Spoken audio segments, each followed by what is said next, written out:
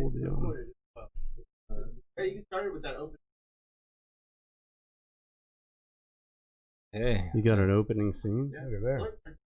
Oh yeah. Well, yeah. You want him on the fucking screen right there. That's what you want.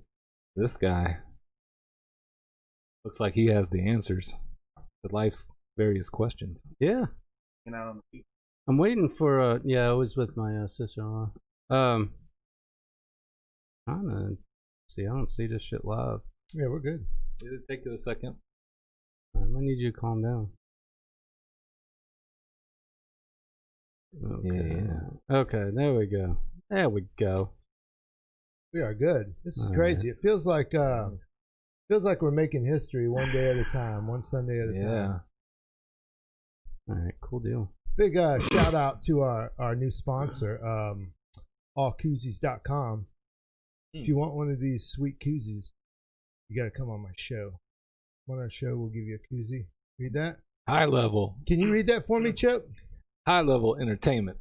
Streaming, interviews, music, performances, controversy, big money, celebrities, baby. Big money. Yeah. Big money. I noticed there wasn't a fluffer Big high around at level. all for this. Sponsored by allkoozies.com.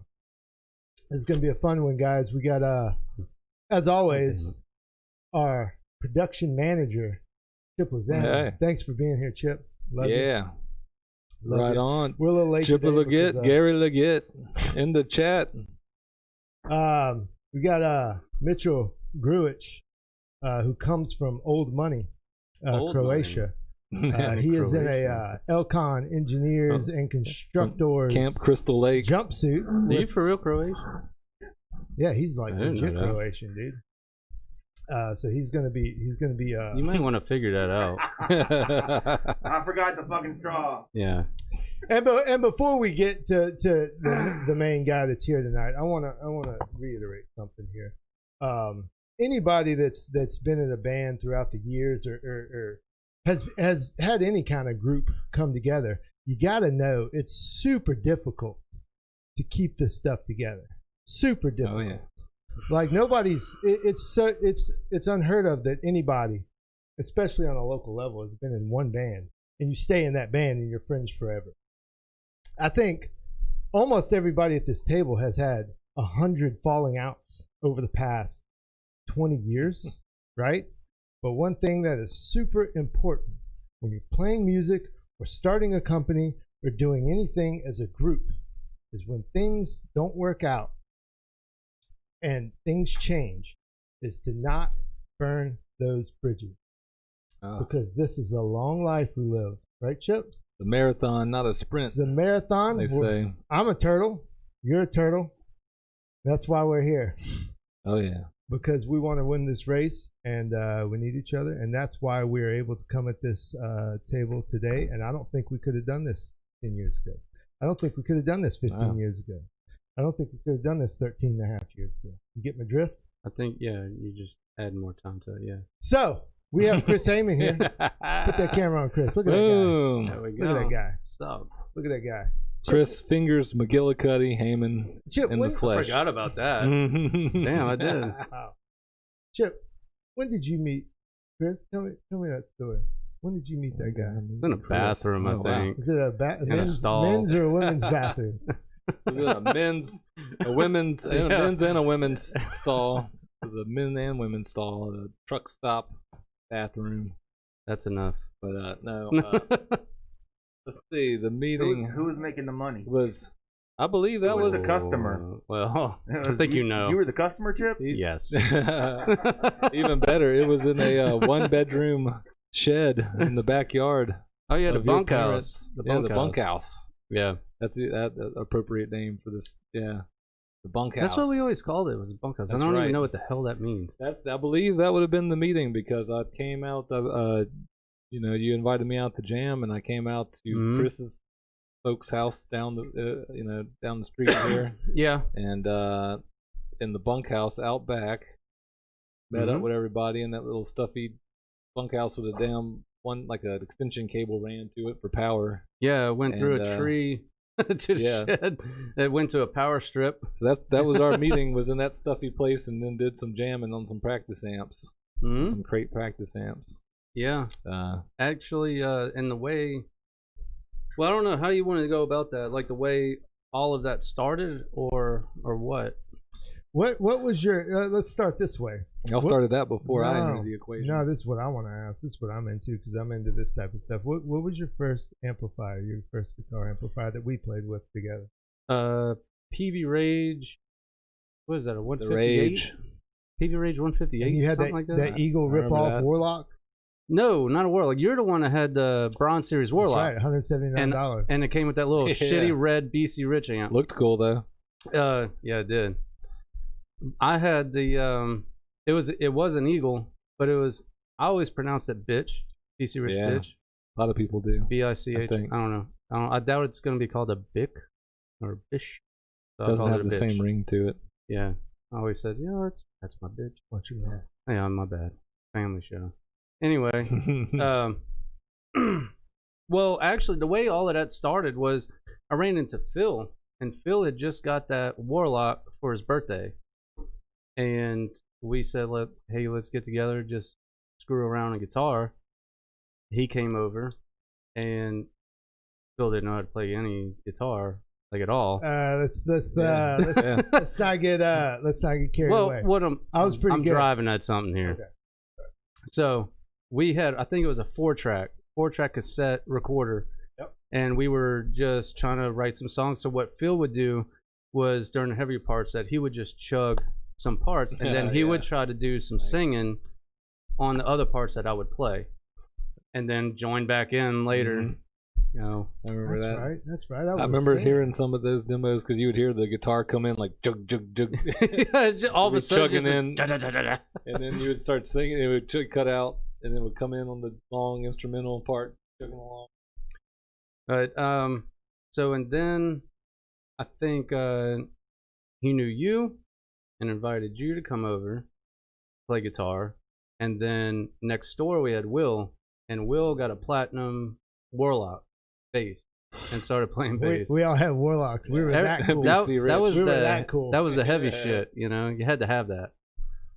And then we, just dicked around trying to make songs on that little 4-track recorder, one mic in a room. Yeah, dude. Sounds like it was some crazy recorded in a McDonald's bathroom. And what's funny, still have a cassette of that. You have that? Yeah, I have. I still have an I wish I had it with me tonight. That'd be awesome. It's at my house for sure. I know where it is even, and it's like 8 songs. Sure, it sounds terrible. It's like it's of this time where you're talking about, where it was recorded in that shed on the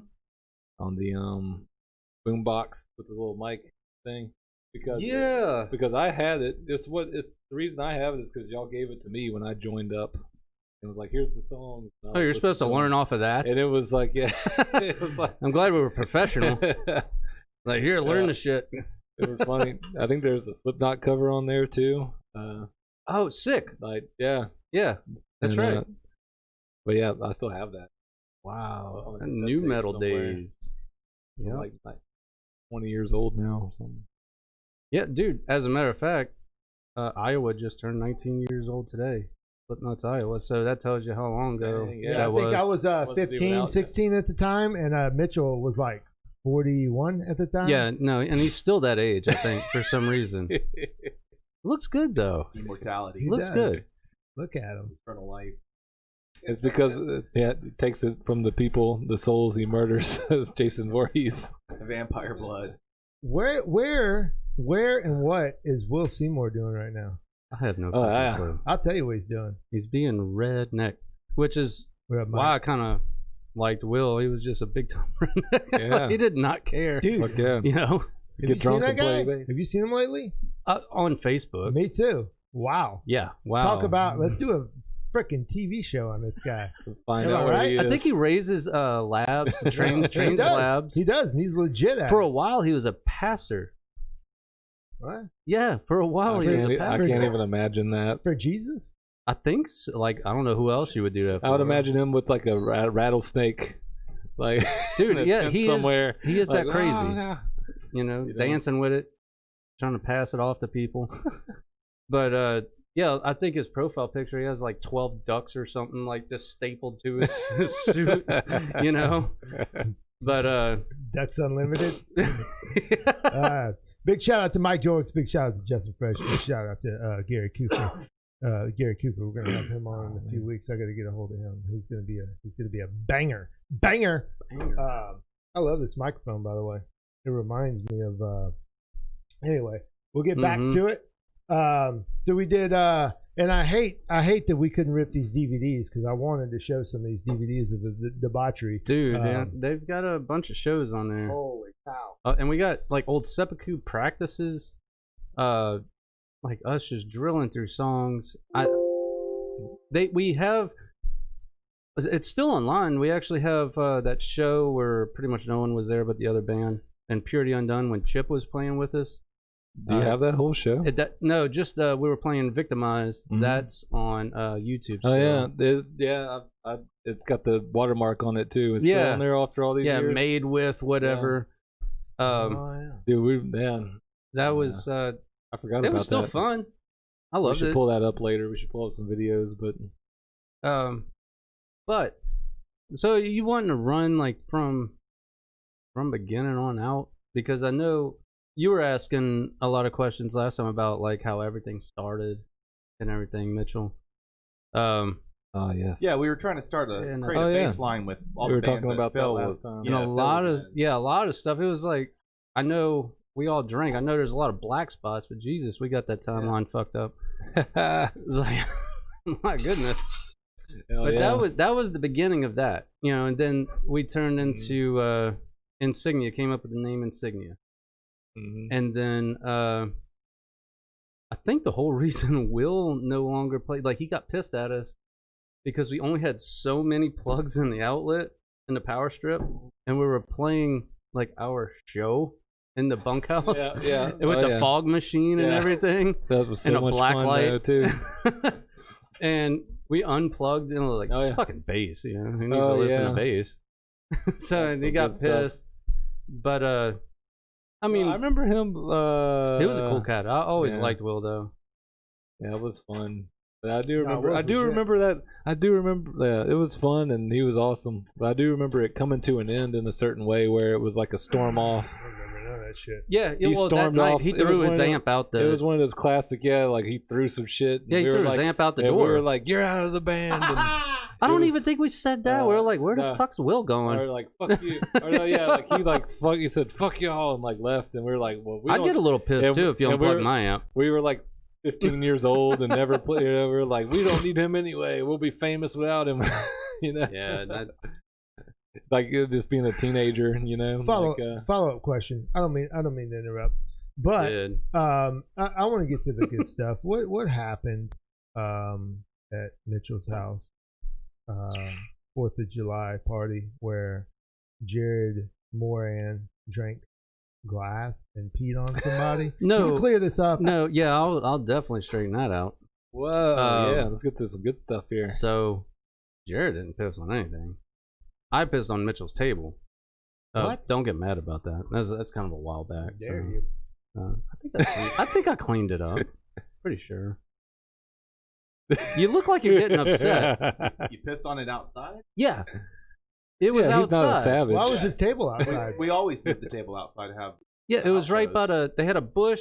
It was right by the front door to the left, and there was a bush, so I was pissing over there, and then Jared was pissed drunk, leaning against a truck, just like ripping grass up. What? Why didn't you use the bathroom?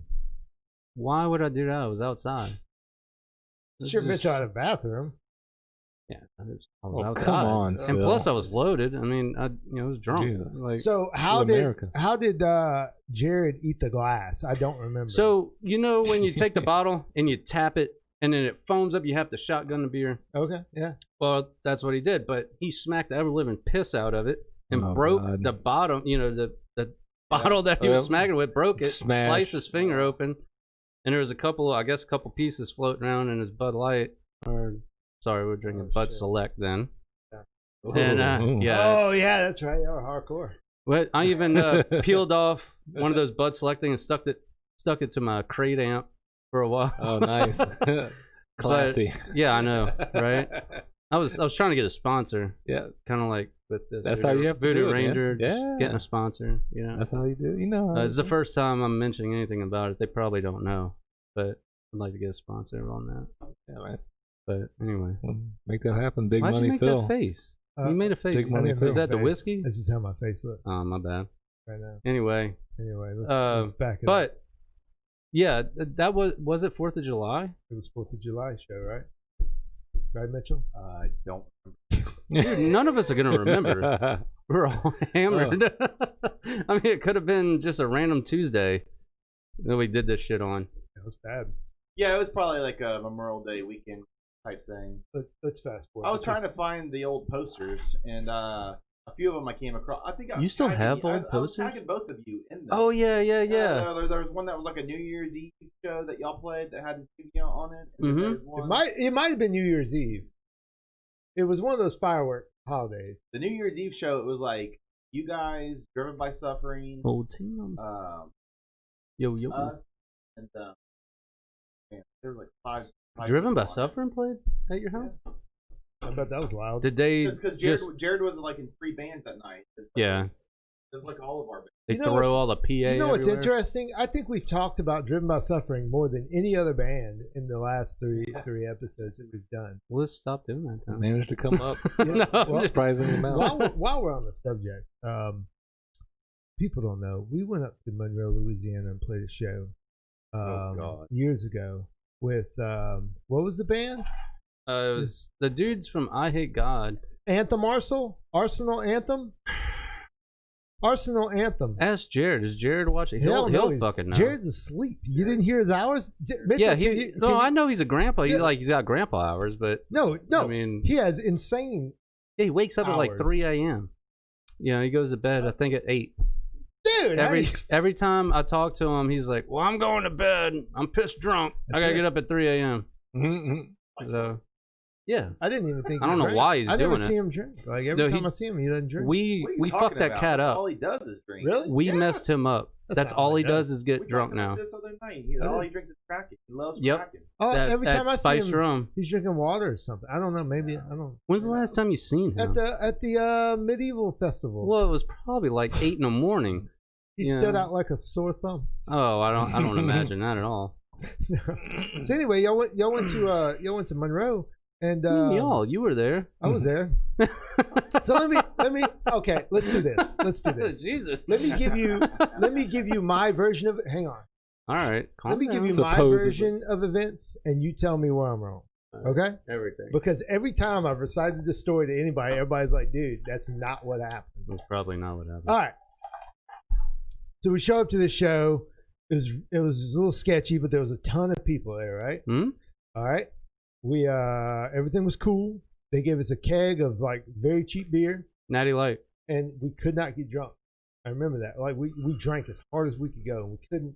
It just made our heads feel heavy. And then they brought in a dolly of cases of Natty Light. Yeah. After that, and it was very not good. No. Anyway, terrible hangover. Long story short, the show was crazy. The show was really fun. Like we did really well. I was singing. I wasn't even playing drums. I was singing. Yeah.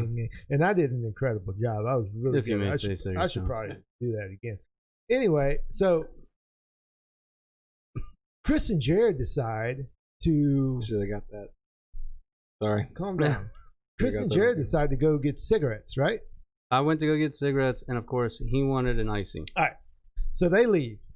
And we're like, whatever. Everybody's like, Jared's whatever. an icy guy. Well, they're gone. 30 minutes goes by, an hour goes by, an hour and a half goes by, 2 hours goes by. Something was out. A long time goes by. It took a while. Marshall comes in and says, hey, we got a situation. A cop car just pulled up and said that they arrested Kris and Jared. Mm-hmm. Yeah, that's true. Yeah. Okay. And he was like, describe them, and they described them. I wasn't out there. And I was like, what do you mean? Buh? And we're all like just out of our minds. Yeah, it's been a long day. It's been a long day. Yeah. Like doing recreational drugs, whatever. So I didn't do. The story was that y'all kicked in a door or threw something through a window of an abandoned house and there was an ambulance across the street taking a break or lunch or whatever, and they saw it, called the cops. Cops came, arrested you. We played with the idea of pawning your equipment. That would have pissed me off. To bail you out. Yeah, no, I think that was Mitchell's idea. Or not Mitchell, Marshall's idea. That would have pissed me off. Long story short, we left without you. Yeah, because I was in jail. Is that accurate? Is that accurate? Pretty much. So I'll give you the rundown on that. So we walk all the way to that Circle K, whatever. I'm getting cigarettes. He's getting his icy. Because at that point, Jared didn't drink.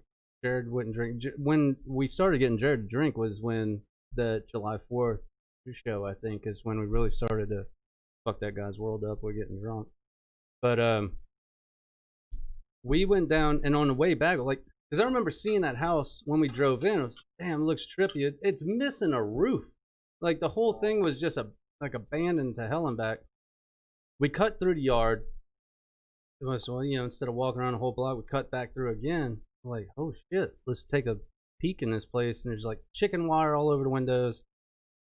I don't know why Jared wasn't loaded, so I don't know why he agreed to start fucking the place up. But there's chicken wire on the windows of an abandoned house? Yes.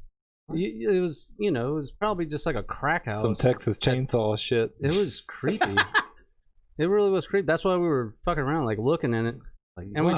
we started let's fuck around with this. Dicking around with the door, like started to go take a look at it. Well, couldn't get it open, so Jared just starts kicking the shit out of this door. And I was like, well, hell, I guess I'll join in. What happened to going to get cigarettes? That looks fun. Oh, I got the cigarettes. Yeah. Oh, we got the cigarettes and the icy. We still got it. Hell yeah. That sounds like a successful mission. It was a good run up until that point.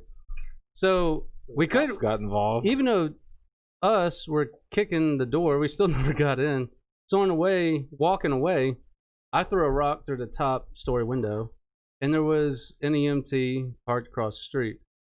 Well, we get 2 blocks down the street, and here come 2 cars rolling up on us on the corner, cop cars. Tell us, put everything down. We get, put in handcuffs, us in separate cars. And they don't tell us a damn thing. They just drive us back to where we were. Did they read you your Miranda rights? Oh, yeah. No. You're not even supposed to do that. You could legs hold somebody. Yeah, I was ready to do that, but they're like, "Sir, you could put it down. We didn't ask you." Please stop. But they could hold you where you are, but they're not supposed to pick you up and drive you anywhere to be identified. So that's where they fucked up with us, which is why we got off with a deferment agreement later on. But they drove us back. EMT come around. The cop opened the door and he's like, look at me. I'm like, no. I'm not looking at you. It's shining a light in my face. And the guy's like, yeah, that was just 2 dipshits. And of course, they started doing this. Well, your buddy in the other car is ratting you out. So I don't know why you'd be doing that. Yeah, mind games. I don't know what you're talking about. So we ended up going to the county jail, and I think it was like 14 hours or something. We were there, and eventually got a hold of Jared's mom, came and bailed us out. Nice. So I mean, it was a very manly story. He had to. You paid her back, right? Yes, you I should did. change that part. It took me a while, but I made sure. Took you about 6 years, right? No, not that long. It wasn't that long. It was a weekend. You had to transfer money over. The yeah, I mean, I have multiple accounts. I got shit going on. But cryptocurrencies and whatnot. Yeah. But anyway. Yeah, I remember you saying like when they put you in the jail cell, you were really cold. Yeah, it was fucking.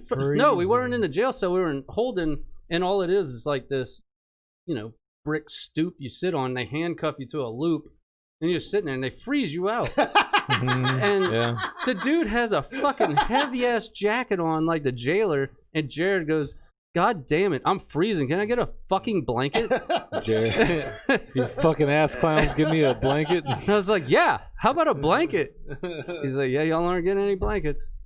Damn, dude. But, I mean, all we did, we stayed in just a holding cell the entire time. I think we got put in a population for maybe like an hour and a half, and that was it. And when they let you out? They punked you down. Whenever Jared's mom came and fucking bailed us out of jail. When was that? I think we were there for a total of 14 hours. That was it. What I mean, because it took how long of a ride is that from 5 hours, Biloxi to Monroe? Shit, like 7, 8. Dude, it's a long drive. It was a while, dude. You got to go up to Jackson, take a left, and then I don't know how fucking far Monroe is from there. I think 2 or 3. Yeah, it was like 6 or 7 hours. It's a good ride. That sounds It's right. a good ride.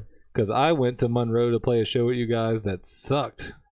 That was probably your fault. If you remember that show. Why don't you pull up that YouTube video? Yeah, that's the video that you're talking about. Yeah, pull up that nobody YouTube was video, there. Chip. Yeah. I remember that because we stayed. balls. No, it didn't suck. It was fun. It was fun, dude. Yeah. It was a lot of fun. Don't act like you've never played an empty bar before. Yeah. No, it didn't suck, but it was fun. It was fun. I don't know. Just put them in my room. Jesus Christ. Was that the clicker?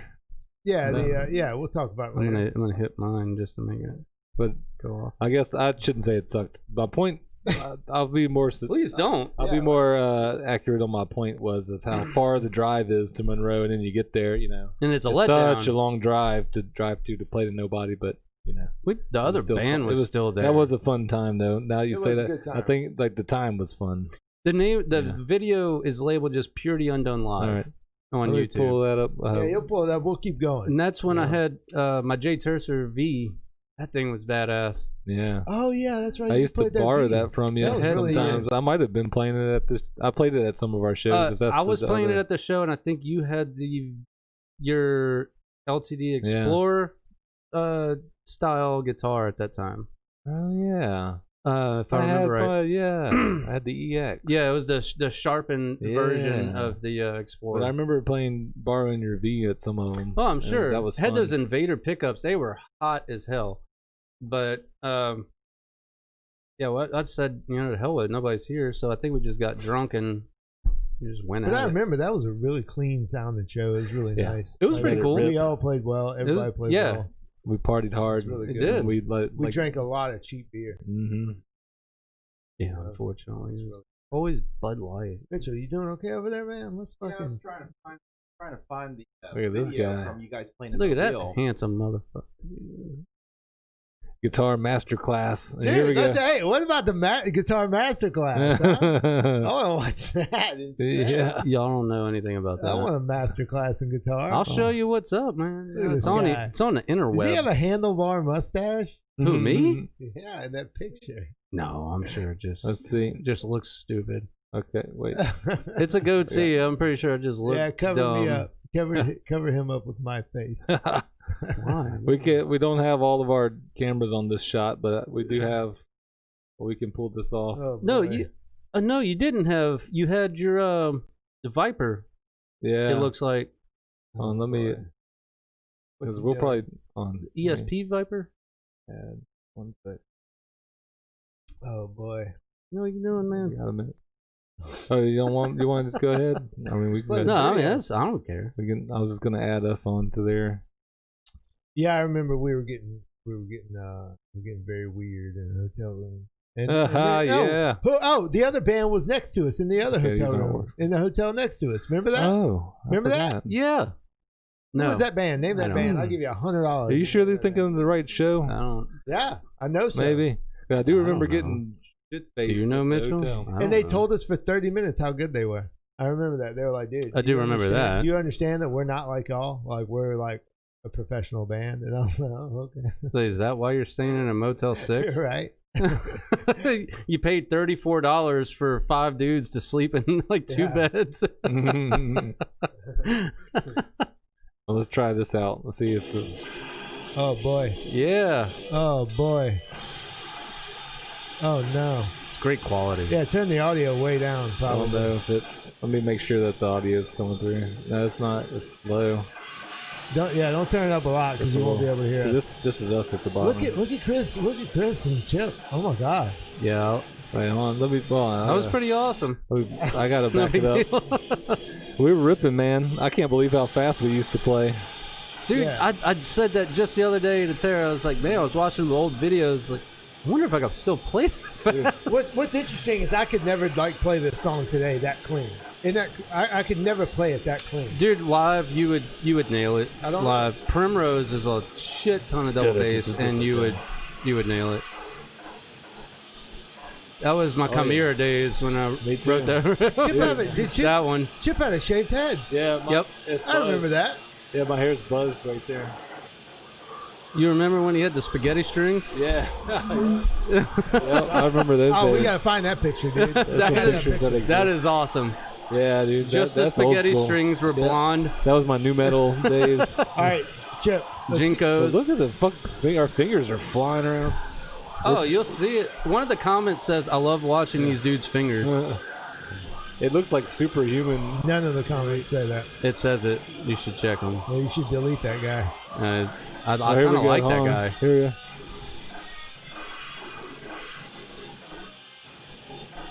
we go. Chip, let's keep it moving. I want to see this master class. All right, master class. What? Yeah, show me the master class. I want to see that. Whoa! Misadventures of Toby with a T. What is that? We're not looking at that. Why is all this? Hey, what is this? Fort Bentley Flip Cup tournament. Hey, Fort Bentley, put it on there, bro. What is this? Tim remembers this one.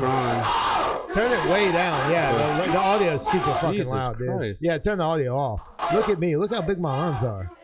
Is that what this is about? Yeah, look at this. This flip cup. Good night. This is some heavy stuff right here. Look. Phil is intense. No, look. You look at intense, this. man. What the Look, hell? Those are the type of shirts I used to wear. Like, Dress shirt with Like, I think that was a button-up shirt, that like a long sleeve button-up.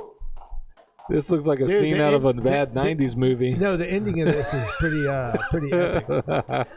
This is a frat house? I don't know whose house. I think it was Daniel Bentley's house, actually.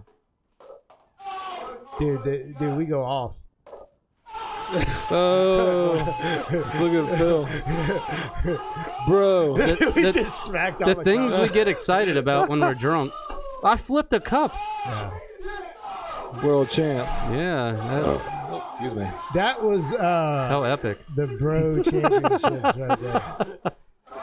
Wish I could do that. Glory days. Let's get up off YouTube for a minute, because I'm sure we're drowning each other out. Chris, it's okay. Even you can show my master class. No big deal. Chris, Charge money though. Are you doing any musical projects right now? Nope. Other than recording some stuff for Jared, Hollowed Idols. He wanted me to write a couple songs. Is that the band name? Yeah. So I had one song already written that I showed you a while back, and because we're supposed to be doing a split with another band. I think it's a 4-song split, so we got 4 songs done. I think we're still waiting on the other band to finish their songs. But other than that, that's it. Oh, great. It sounds exciting. It is. Sounds like you're on your way. I'm trying to pack out. Is it really fast death Get that metal? split. No. It's not really fast. Well, I death mean, metal? some of it is. Like the first song that I did was more of like a Morbid Angel style. Yeah, you know? Nice. Little old school death. Yeah, that's what he's going for. Like, he wants it to sound like it was recorded on one microphone, pretty much. Yeah. You know, With that There's bleeding no way wall that's of. true. There's no way that that's true. if Jared would just ask him, he'll be like, "Yes, No, that's, if I that's asked, exactly what I want to happen." He wouldn't say that. I There's think no it way. would. He'd say, "I want it to sound like it came out of the '90s." There's That's no way. exactly what he told me because I'm mixing it. But What guitars did you bring? What the hell was that? What that was guitars? his microphone falling. What guitars did I bring? How many strings are on those guitars? It looks like Can you count? too many. That one's 6. That one's 8. Yeah, you should play the Too 6. many. Yeah, I wish I could. Dave Y'all Mustaine screwed plays that a up. 6-string. He's one of the greatest ever. Well, So yeah. grab that Add too 6-string. much. Let's see a 6-string. Check that one out. What is that? A Fender? Jesus Murphy, man. It's like he's trying to piss me off. Good God. See if I could even get this into shot. I think it's important to note we were going to have you play guitar tonight, but we're missing a couple cables. Kind of screwed that up. Yeah, we kind of screwed that up, but that's okay. Jackson slat model. Slat? Yes. Slat? Yeah. What's How many slat? times? You want to say it again? What does that mean, slat? I I've don't never know. Can't heard say that that. in That's my what they life. call it. What kind of girl is that? Oh, Watch your language. yeah, calm down. But quilt maple top, same thing with that. Just 8-string model quilt maple top. You don't know what that means. Nope. Neck through, both of them. Okay.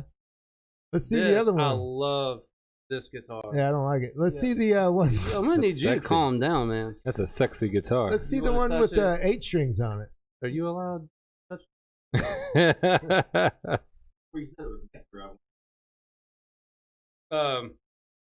This one here is the 8-string. Look at that Same- fat sucker. Same model, transparent black, quilt maple top, neck through.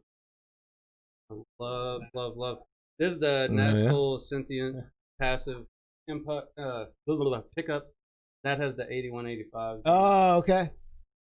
Look, I was talking to Chip because he knows what the hell I'm talking about. You don't know. Yeah. Dude. All the guitars. You don't know, Phil. All those guitars. All these years and you still don't know. He's like, that's one of them their first acts, huh? Yeah. Is that the? Or is that a second act? Yeah, those guys from Soulfly play 8 strings, right? No. Yeah. No. Yeah. Meshuggah plays 8-string. Yeah, no, That's true. the guy from Max Cavalera from Soulfly He plays probably 8 uses. strings. When the hell did he- And he cuts the 4 strings off, so he only has 4 strings. No, he used to cut off the bottom 3, I believe, on a The 6-string. close. He did the Two. bottom 2 on a 6 yeah, string, so there he you just go. have the 4. Chip, let's see. He Let's see didn't do that. Chris's master class since he's not playing guitar tonight because you forgot the cable. Let's stick that. Is that what happened? Yeah, well, him Okay. and Mitchell forgot. Yeah, no. We could put it on him. That's fine. All the Why not- software dude, is hard. speak up and tell them it's their fault. Dude, just type in master class and it'll come Just up. feel like it's those two Okay. dicks. They messed it up. What are we looking for? No, you really Oh typed my in God, master class. Chris. I don't have like What? just type in Chris Hayman. I don't know what y'all are talking about. I don't know. I don't know either. For God's sakes, don't click on my Google So that's history. my solo project Which- stuff. which- That's which- Purity Undone. Play the. That should have all the videos Oh on it. boy, That's my name. So, Oh. yeah, that one. play the one with the handlebar mustache. You mean At the Mercy of Machines? Yeah, play that one. That is, Handlebar it's a fucking goatee. It's a handlebar I mustache. think you're making all this shit Yeah, up. here Let's get a multicam here. we'll just do this. I wish you had Mitchell's face in the middle here. Look at that. I'm Look kind at of that. missing his face too. I could look at you. Is that your house or somebody else? Is that Airbnb? Why would I be there? No, that was my place in Colorado. That's had my Agile 8-string at the time. Look at those studio monitors, Mitchell. What do you think about That's that? that Logitech. I don't know if you know about that. It has a subwoofer. Is that That's- full range? That's high dollar. That's full range. And I'm gonna need you to not talk shit about my equipment. I could hear it. That's all that mattered. You look like you ride a motorcycle right here. That would be cool. Sons of Anarchy. It kind of scared me. I like that George Carlin poster. It's my favorite stand-up. You look like you slap the shit out of your old lady every now and then. Oh, what happened? I don't know. Look at this guy. No. That's the name of the song. Yeah. It's actually the lyrics that I wrote for that. And then there's the eagle. I'm better at guitar now just from having watched this. If you want to After learn this that video. part, I'll charge you Yeah. a short, just a small amount. Not much at all. If that last video showed us anything, is that I could play this at one point. Well, yeah, you played all of these songs with us. Yeah. So, Once upon a time, I could play it. and this is actually slowed down a little bit. When I recorded this, it was slowed down. I don't know why. Dude, that handlebar mustache is killing me, man. It looks like Are you fucking It blind? looks like you roll through stop Jesus. signs. I mean, I'll take it. I mean, it's fine. You throw the beer cans on the back of the truck. When you come up to a four-way stop, you don't look anywhere. You just really Everybody mind your better own yield business. to me. You look straight. I'm You're that rolling guy. straight through. You look like you go to Starbucks and just order coffee. There you go, Joe. You throw some whammy bar in there Yeah. a little bit. That's what makes it the master. Are you really playing, or is this like? You're not Yeah, playing? how do you think he made that He's Mario not really- sound right there? That shit was badass. Well, it is kind of a That was Mario some sound. crazy shit. dude. So no, in the video, I mean, clearly I'm playing. I got Reaper going in the background. You can see him moving, but I'm only playing along to it. I'm not actually putting my. I'm mimicking it. You know what I'm saying? Like you're not hearing me play live. Yeah. And if you played like my solo project video, you see me. I get a false start on it hard. Oh yeah. I mean, but then the rest of the song matches up. Yeah. Yeah, it's already hard enough to get a good recording. Oh boy. I don't know what. Look at this. You know, when I was first starting to do that shit, I don't know what the fuck I was doing. Yeah. Like, I guess I record myself playing guitar, and then I just add the music, and it sounds good. So, yeah, the whole thing is so hard to figure out everything. This is my favorite part. Hey, you remember Todd from Beavis and Butthead? Wait, yeah. They're like, Todd's cool. That's what this reminds me of. I was pretty cool. I just needed longer hair at the time. He's that guy that cuts his filters off his cigarettes. I just bite them bitches off, spit them into the street. Wear fingerless gloves. Yeah. Hell yeah. All right, let's get out of here. Let's get back to it. That is badass. Mitchell, we need you back. I need you back. Now Mitchell. I just want to shred, man. We need to take a break and figure out how to jam. Put the camera on Mitchell. That's what I'm saying, man.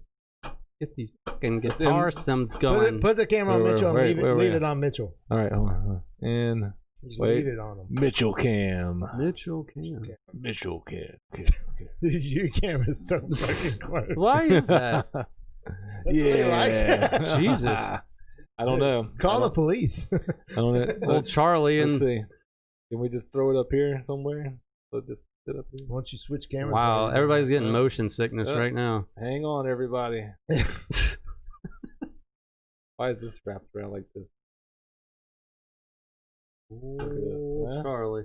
Look at this. Oh boy. Might have to take a leak again. I don't think that's gonna work. Unbelievable. Kris, what's your favorite? What's the favorite band you've been in?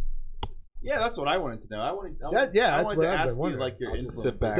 When we were talking about you the other week, I was saying like a lot of everybody. Your, I was comparing you to like. Doesn't matter what they're saying. Saying a lot of your influences come through, and we're talking about how you were very, very, very laser focused. But like Chip, Phil was calling it speed metal, thrash metal, and that's your forte. You always stay centered on that genre.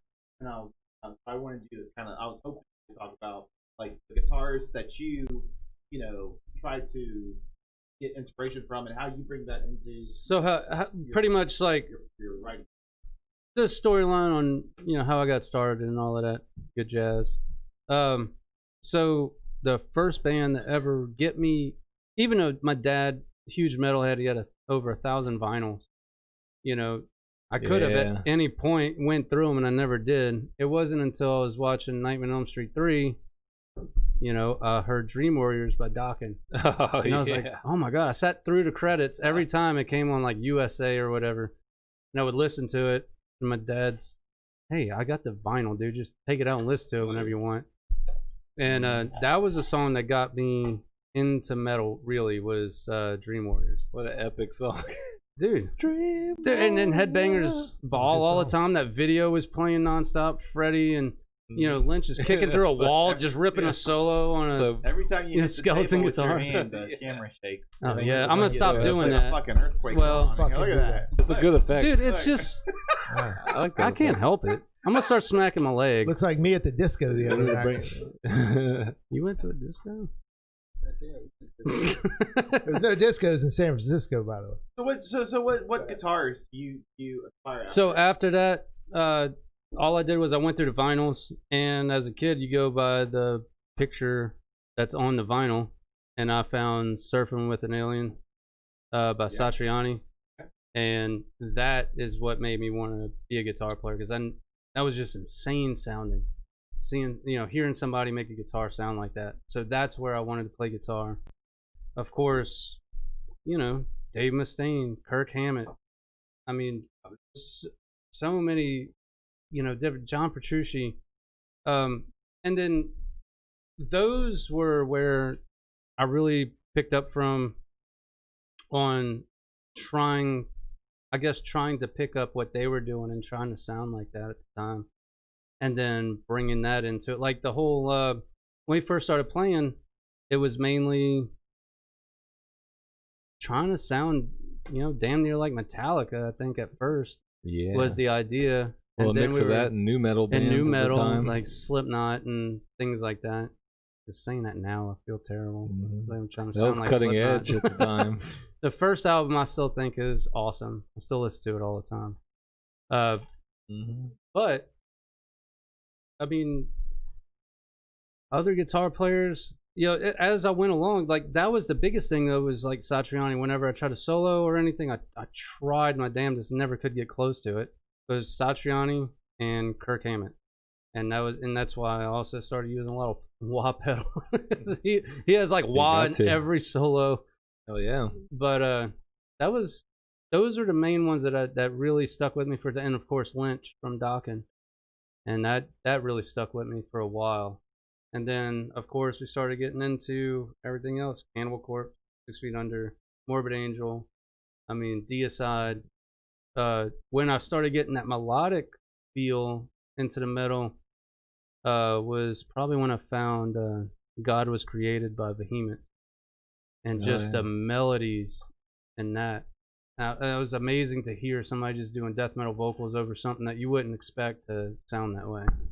And that was probably like the biggest thing when it came to the harmonies for me. And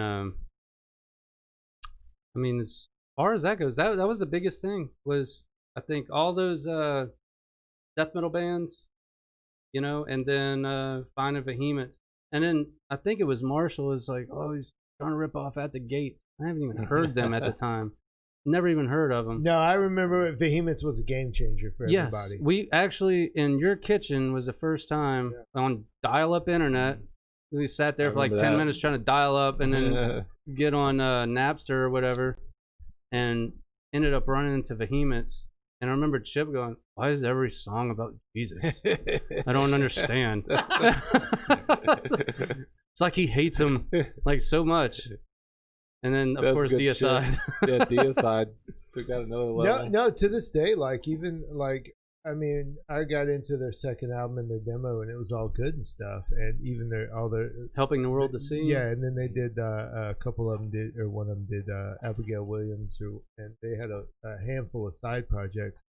But that God Was Created was never duplicated. That magic of that album. That was just epic. Yeah, and I still every now and then when I put it on, it's like I never turn it off because it's like, oh, I'm tired of this shit. Dude, the Last Fantasy of Christ. It was so nice to listen to. Gosh, I learned how to play the opening clean part and the opening riff to Last Fantasy of Christ. I play it almost every time I pick up my guitar. Because it was everything. It had really soft parts, and it had really brutal parts, and it had it was just really nice to listen to. There was such a nice flow. They're from Arizona, right? I don't know. I never got into them. I remember some of that though from what you saying. It was probably from you being into them. I remember. I was heavy into Behemoths. Yeah. I know, like I said, I know you didn't care for it a little too much because you're like, every song's about Jesus. I remember At the Gates though. You mentioned At the Gates. I remember them. I didn't know about At the Gates till later when Jared had mentioned it to me. And Between the Buried and Me was the band I was into back then. That was your jam of like the heavy and clean and everything in between. And I got into them big time back in the day. Yeah, like that. So every band you've ever been in, you've never been in a band where Phil wasn't. Yeah. Phil was the drummer when we started Insignia. That was Kevin. Yeah. Jesus, Murphy. But he was the front man. You want to talk about that? Jeez. You want to talk about that? Yeah, I guess Can we talk about any of those days on the air? I mean, my goodness. Hey, down here now. Like, don't get me wrong. I like Kevin is actually an incredible jazz drummer. He knows. Think of something, he knows it. I don't know how, but he does. He was obsessed with drumming. I remember back then he was legit obsessed with drumming. He would have drum magazines and videos. Dude, nonstop. He'd watch him over and over and be like, he's doing this part right here. But And then, like, look at 37 seconds in. Yeah. It's like this. But on the same token, the dude pawned his cymbals to get a watch one time. I mean, and I was like, typical drummers. we have practice.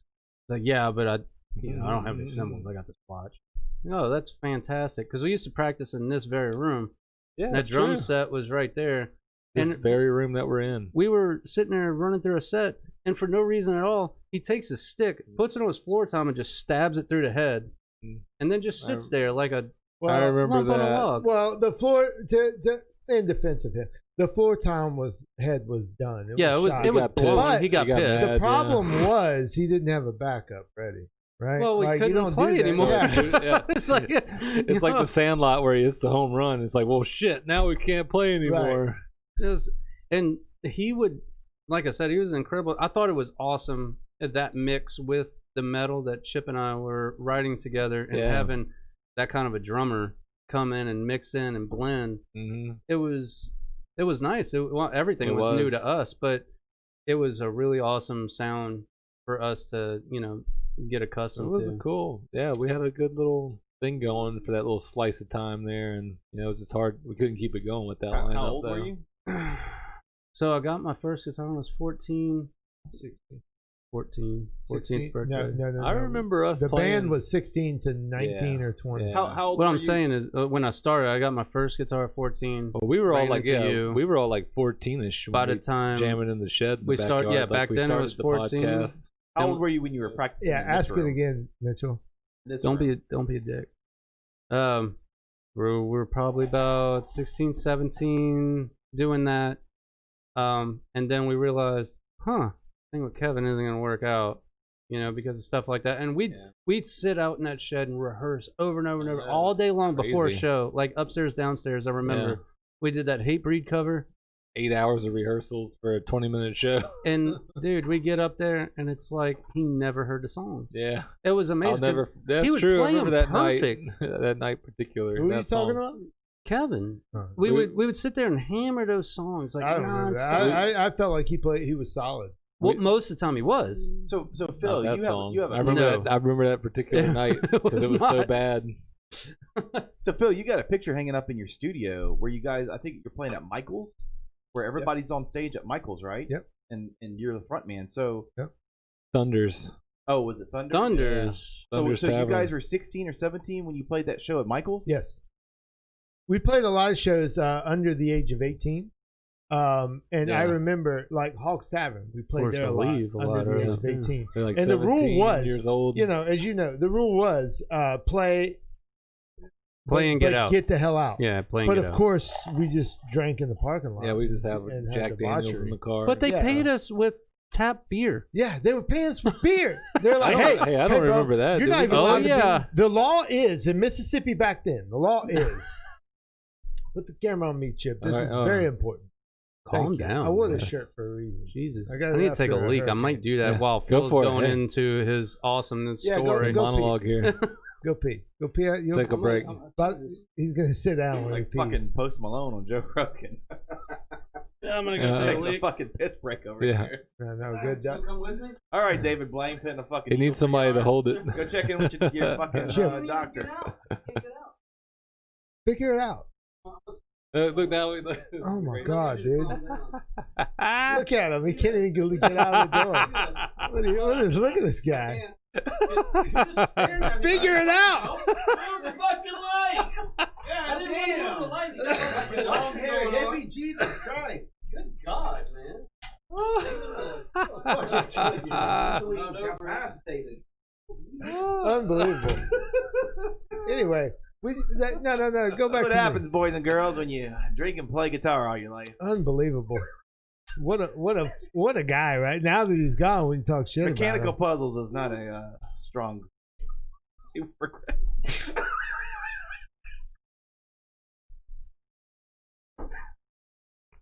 All right, I'm back. All right, so this fucking you're talking about Hawks Tavern. I was asking you about the photo on the wall. I was wanted you to maybe go in a little bit. Like you, out of all the fucking photos you can hang on the wall in your studio, you have this photo. I wish we had it right now so we could hold it up to show Kris, Chip, and you. Right. This one of your early groups where you're the fucking front man.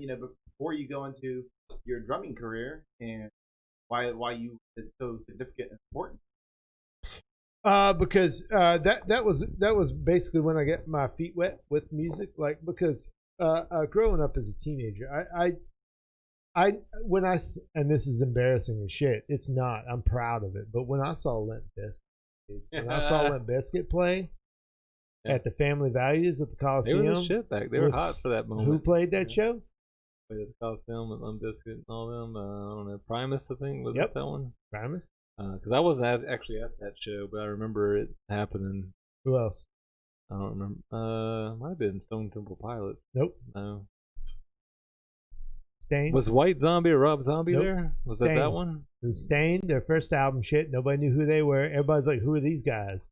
But they were dope because they were on that first album, dude. That first album was dope. Yeah. What? Anyway, I stood off to the side because I was 17 and Sherman fell asleep in the seat next to me because my mom made him go with me because they didn't want me going by myself. But I saw that and I was like, look, whatever I need. And a few weeks later, I bought the $180 guitar because I wanted to be a guitar player because I wanted to be like West Borland. Yeah. And from that day, that was the day that I was 100%, and it has not wavered or changed from that day. Obsessed with audio, in some shape or form. That as a hobby and a passion. And that's what got me. Everybody's got their one thing that hooked them, but that's what got me. And I was absolutely obsessed after that day. Yeah. We're talking about cocaine, Kris. Since you just rejoined us. Oh, yeah. That's what he's passionate about.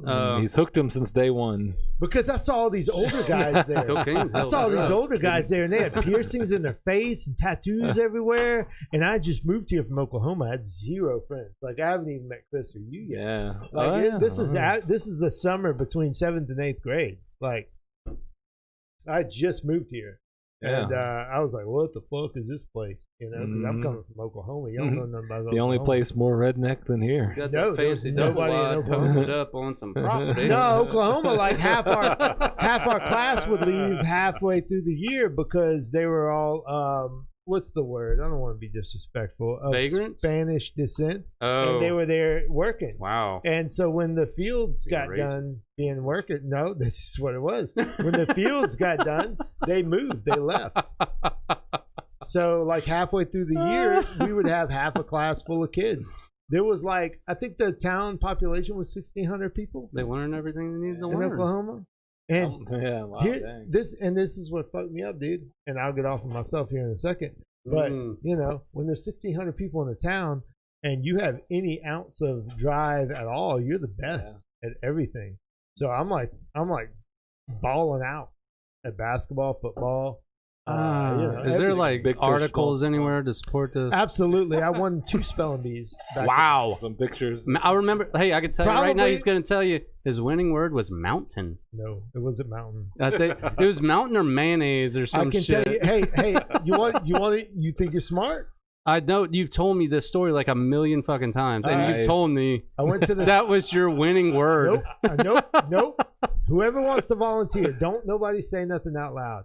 But my losing word at the state championship, I'll tell you my losing word. And if anybody wants to try to spell it. Your name? And I got it wrong. And I got like 6th place out of like 50 at the state championships. And I was so upset. Some Asian kid beat you, huh? No, an Indian kid. Of course. Oh, yeah. They know how to spell like crazy. I don't know why.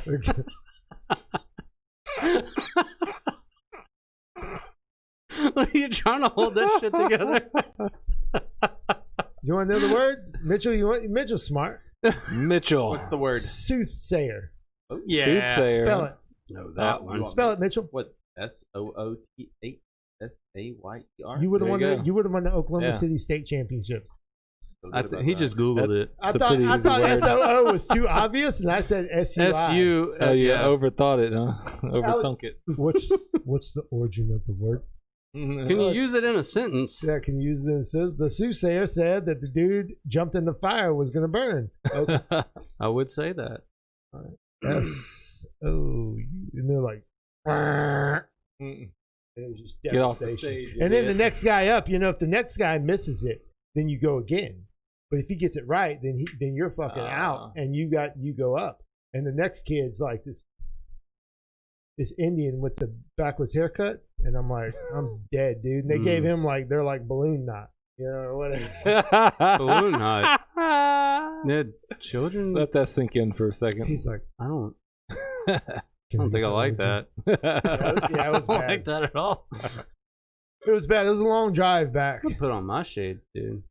So Kevin didn't work out because he sold his symbols. And That wasn't it, dude. Like how Mitchell was Like, so anyway, that shit about fucking balloon knot. yeah, and I don't want to know about a kid's balloon. So whose idea was it for Phil to go from frontman to drummer? So, all right. So how this worked was that was a ways away though. we told him to know his role and shut his damn mouth and Yeah. get behind the drum kit.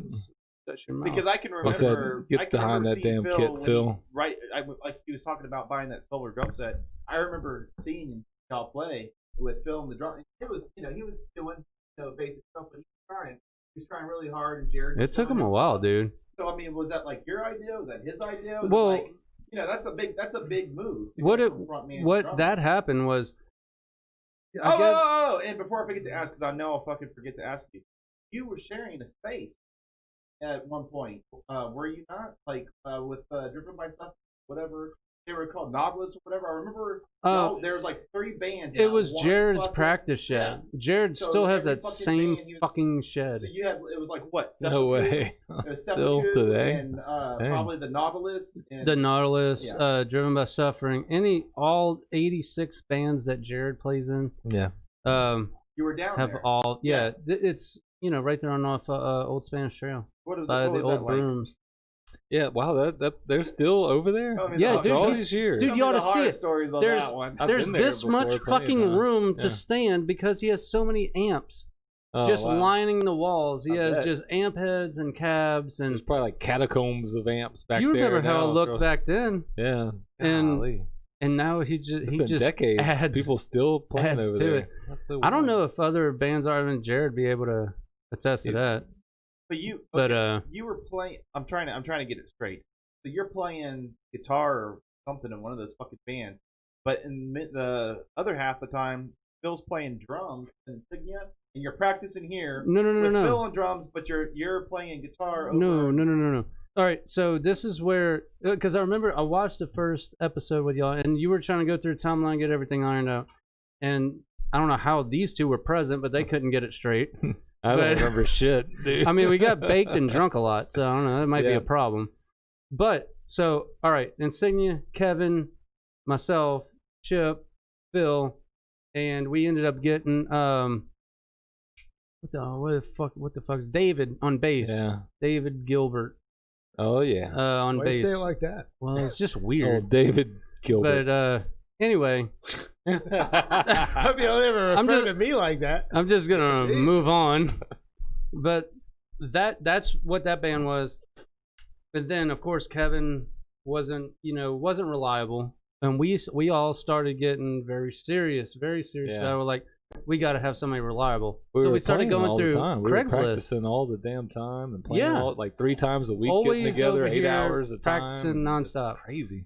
And we were going through Craigslist, and I remember we ran across, I think Jared had an ad, or we put an ad out, vice versa, one or the other, and we got in touch with him. And I remember nobody wanted to talk to him. They're like, Kris, call this dude. Yeah. I was like, okay, I'll call him. And I remember to talk to him and say, hey man, we need a drummer. How fast can you play? He's like, fucking fast. Yeah. I was like, okay, can you drum fast as Slayer? He's like, faster. I was like, okay, you need to come over. You know how Jared is, like, I'll blow that motherfucker Paul Bostaff out of the water. Wait, are you saying you after Kevin, you have to kick Kevin out? We got Jared. You called Jared to audition Jared? Yeah. You didn't go straight to Phil playing. No, No. it was I did not years know years this. away before Phil got Yeah, involved that's with true. drums. Wow. So we got Jared, and we started what we were still calling Insignia. We went along with that for a little while. Right. Then we all got a big fucking head, big dick energy about us, and started thinking that we were all so fucking important, and started ruining relationships with each other. And that started to fall apart with everything. And I think what ended up happening was we fucked with Chip probably the most, and I think he had enough of it. I remember one time I put a diaper in his mailbox for your girlfriend. Forgot about that. I actually just talked to Brandy not that long ago, and she brought it up. No way. Yeah, because she helped me move it into my new house. What? And she's like, Dude. "Do you remember the diaper in the mailbox?" Like, yeah, I fucking remember that. I bet she does. That's something that I forgot about. Must be bridge underwater now. But it's Bridge all underwater, huh? yeah, it's all water under the fridge. yeah. But now you know the real reason that the timeline's messed up. Yeah. It's because, I mean, we'd have to get VH1 behind the music level. Yeah, on us. we weren't even doing heavy drugs. We had a lot of fucked up shit happen. Because Jared was the way that I was introduced to you guys. You know, from recovery period. Jared, Jared was like, Jared. So Jared's playing in recovery period, and then Fucking every maniac week on he's bass. he's in an additional different band. Whether it was a grindcore project, Right. And he's like, now I'm going to play drums, Insignia, blah blah. Because we'd have to, trying to schedule our practices. Yep. He'd be like, well, I have Insignia on Tuesday, and I have Driven by Suffering on Thursday. Old woman with no teeth on Thursday. You got a fucking different band to practice with every fucking Pretty day. much. So it's like, okay, well, let's figure out a day. And but that's how we started playing shows together, and that's how I got introduced to you guys. So and that's you saying it didn't work out after Jared's playing drums. So Jared's playing. We all, like I said, we all started getting shit attitudes of each other, thinking way too much of ourselves, and I think Chip had enough of it, if I remember right, and left. Yeah, I quit. Was that because Jared was a bad influence? No, Jared's just a dick to everybody. So I mean, you kind of expect that. You're like, wow, dick to everybody. Or was that the metal attitude that Ray Pay was talking about? But it was just It was. Yeah, he wasn't a dick. It was the attitude. No, he was a dick. No, he's definitely a dick. But we were all dicks. Yeah, exactly. Yeah, I think we all were. If we're talking about it that way, we were all teenage dickhead. Yeah, pretty much. Ego, rock star, And, we thought Dudes. way too much of ourselves. But you and Jared hit it off. We did. We were able to get into a two storage. were like two peas in a pod at shows. Yeah, we would be able to just get and start jamming. We could jam for an hour and a half straight and just go. And I remember starting to play with Jared, and his thing was like, he's balls to the fucking wall, just blast beats. And I had to try to reel that bastard in. Well, if I may interject, that was the whole thing to me that threw me off too. It was just too much. We had all the tension, like he was saying, and then in this transitional period of Insignia, that's where I quit, because I had hung out a little bit longer with Jared joining us up. Yeah. It went from, we had Kevin, who was a great drummer, but didn't fit with our style at all, didn't get it. Wasn't reliable. It didn't even get really the basics of what we were trying to do, but he did good. In his own realm, he would have been in a band that was more, Rush with no tempo. In a band with guitarists and other musicians that were more what he was trying to do, he would have flourished. But with us, it was holding us back and him back kind of thing. Yeah, so we were wanting to be more extreme. So Jared being all Mr. Double Bass Blast Beat, we were like, fuck yeah, finally we get the double bass blast beat stuff going. But then it was like, for me, it was too much. It was like too far in that direction. We went too death metal for now Chip. We've lost and the shit attitudes that we had towards each other. And I went and joined Clint Hagler. Yeah, I think you went to Love Stories Inn, and so then it was just a three-piece. It was just myself, Phil, and Jared, and then we got James Hosick to play bass. I guess you might as well say rest in peace, James. Thank you. R.I.P. Oh yes, Flower bass. Dude. Love James, man. Got him on one of those mini discs over there, one of our seppuku shows. Yeah, we'll do that on the next one. We're gonna play all those. So we had James for a while, and then that's when I saw you in Mobile play. Yeah, that was Jared, James, Phil, and myself, and then and he wasn't there for some shows. I have a couple shows on there where he wasn't there. It was just three-piece. I think when we played with Suicide City, the chick from Kitty was in. We were only a 3-piece for that night too. Yeah, she likes. Yeah, I don't think so. But anyway, after that, we went from Jared to us slowly starting to phase out, not really play much, and Phil was wanting to do something different, so he got a drum kit just for fun, pretty much. And him and I just started dicking around in here, and I remember we called it Project X, just to, whatever, we're gonna record a few songs. Top secret. Yeah, I didn't want to tell you about it, but I have a few recordings, but I'm not gonna release them. You're gonna have to pay for them. Hell yeah, that's awesome. That's what it was called. I like that. So that's what turned into Purity Undone, was us jamming. Oh, because you skipped Seppuku. Well, that was Seppuku. We just changed, and once we started getting extreme death metal, the name. we turned into Seppuku. And then we realized we had 2 bands from up north that were also named Insignia, and they called it, or got in touch with me on MySpace, really? like, can we do an Insignia show, like all 3 of us? Get out of here. That's the No way. dumbest thing I've ever heard. Now I need to change my name. Wow. Third power. You just didn't know back then, because now, if you're You trying just to come type up, it in. if you're coming up with a band name, if you're coming up with a band name now, you just Google it, or you go on Spotify and see if it exists already. But back then, you just go, "This is our band name," Pretty much. and I've never heard of it before. You just go on with it. And that's what happened with that. And So you started Purity Undone, and you're still doing Purity Undone. You still it's been in working on such, songs. dude. It's been in a 10-year hiatus, man. I mean, Still gotta finish that album. It's gonna take longer than Chinese Democracy. I mean, good lord. How dare you? Yeah, it has. It probably has. Chinese democracy? Did you just say that? Yeah. Jesus, I hope they don't. It's an album. Triangulate. Do you know about that? It's GNR. Guns N' Roses album, Chinese Democracy. Chinese no, Democracy. yeah. No. You're way behind on this. Well, once It took 10 years to It was make. literally Never thought 10. it would come Yeah. out. once Axl Rose started abandoning live shows, I had no interest. He started that in the fucking 80s. Very beginning. I heard he's a bit of a dick, that Axl Rose. Oh, a little bit. Speaking of Guns N' Roses, shout out to Emmett Shoemate. He's a big fan of Guns N' Roses and Axl Rose. You just tuned in. What's up, Emmett? Nice. I have a question though, Kris. In the immediate future, Mhm. what Where are you going with this? Look, like, what do you want to do? Like, what are you trying to do? Like, do you want to? Like, what's your goal? What's your Sounds 5 like he's year? getting ready to fucking propose to you. That's- What's swear to your? I'm gonna run a multi-billion-dollar business. Where do you what I'm see gonna do. yourself in Hey, 5 guys. years? Let me have this moment. Oh god. Let's go. What's your 5 year plan for music? If you're the boss, you're the king of the world. I think that answers who was the customer. That was. I've got a talent. We gave you the wrong mic, buddy. But seriously, what's your 5 year plan for music? Like, if you could do anything in the world in the next 5 years, do you want to put on an album, like a progressive album, a death metal album, a 4-song EP? What do you want to do? If I could honestly do anything, I would say I want Purity Undone to have a final release. Call it, please. Dude, even I want that. Call it, please. And my solo project. I want to be able to release a full album.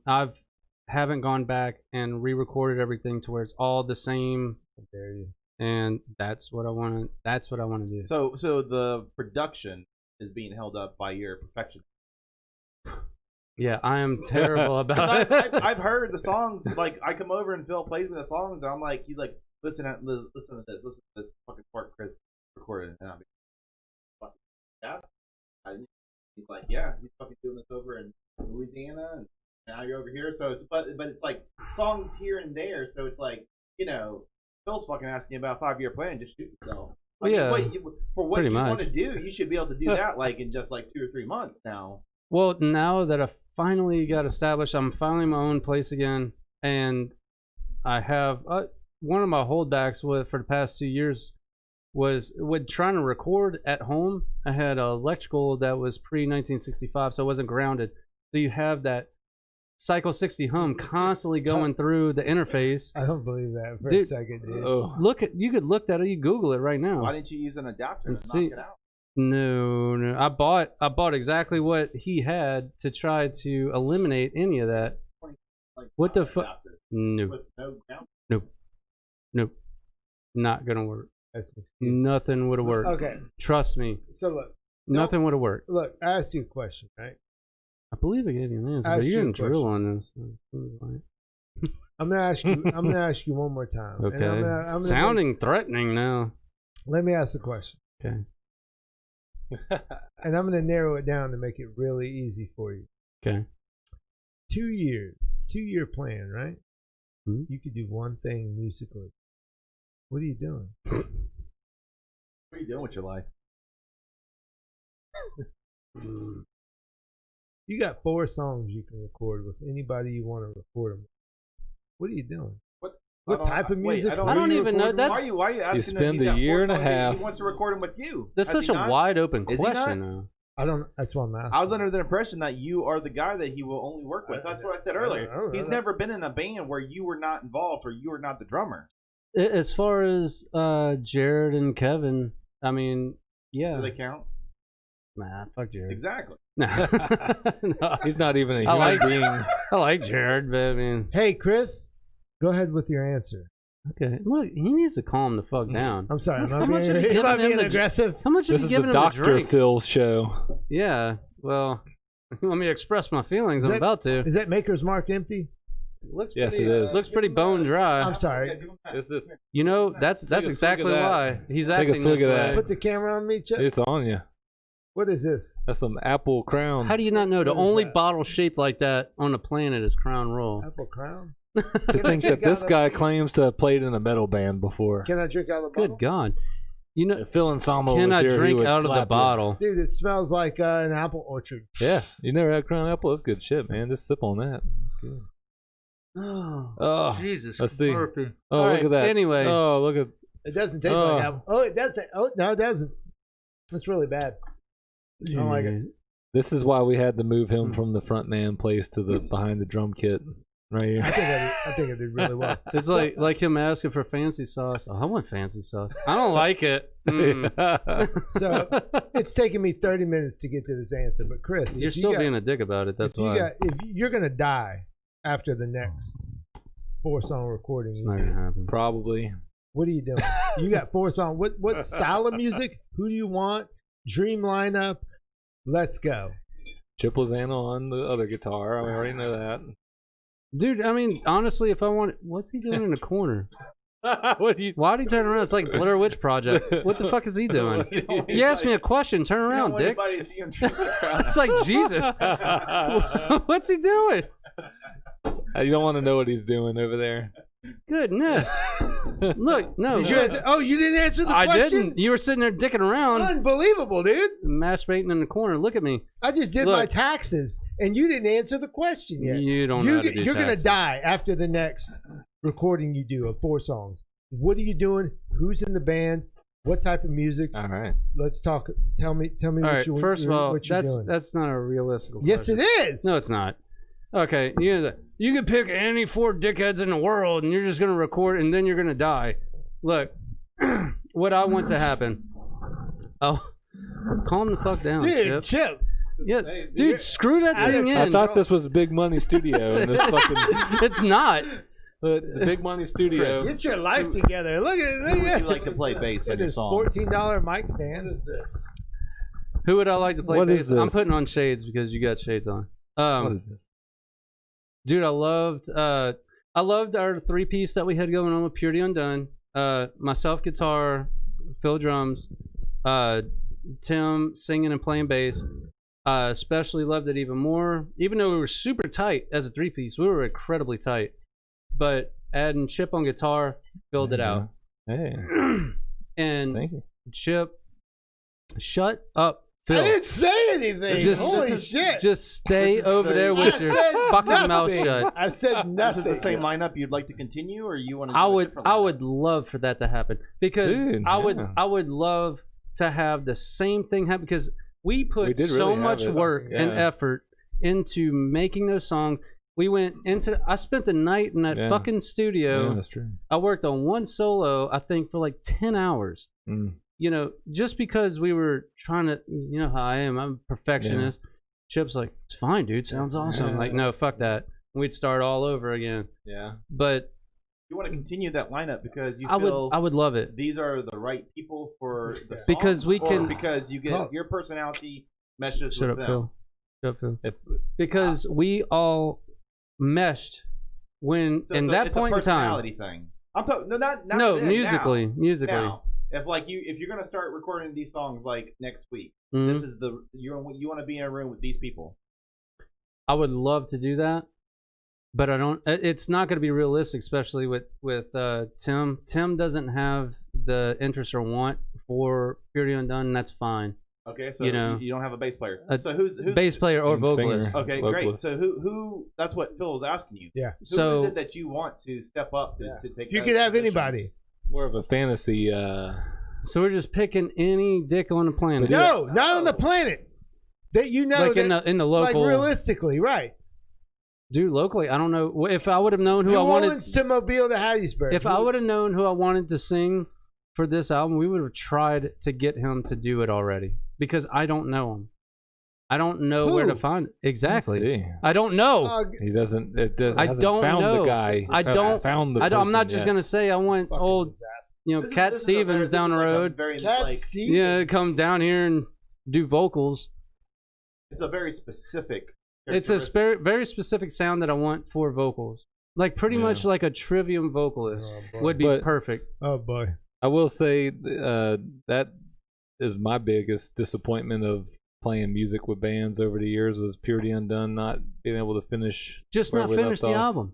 Like I just want it finished. Because That's it. I have told people this before. Like even though I've like been in a handful of bands over the years, that was of all the ones. If I was to look at all the stuff I've been a part of over the years and say which one had the potential of actually getting like an actual deal, Doing and, like, something, going on a yeah, tour, right. like House of Blues, recording some, Have you ever? It would be seen- that band.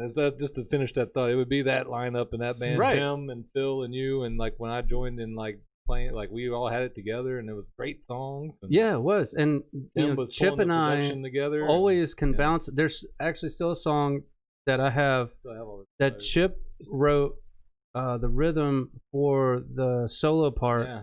and I fucking love it. Yeah. And it was for 86. Yeah. And it was perfect. And I remember we were sitting in this bedroom. Yeah, it was in this very room. The bed was right here. He was sitting on the bed. I was Yeah. sitting on a stool, and he wrote that riff, and I thought it was incredible. Trashy.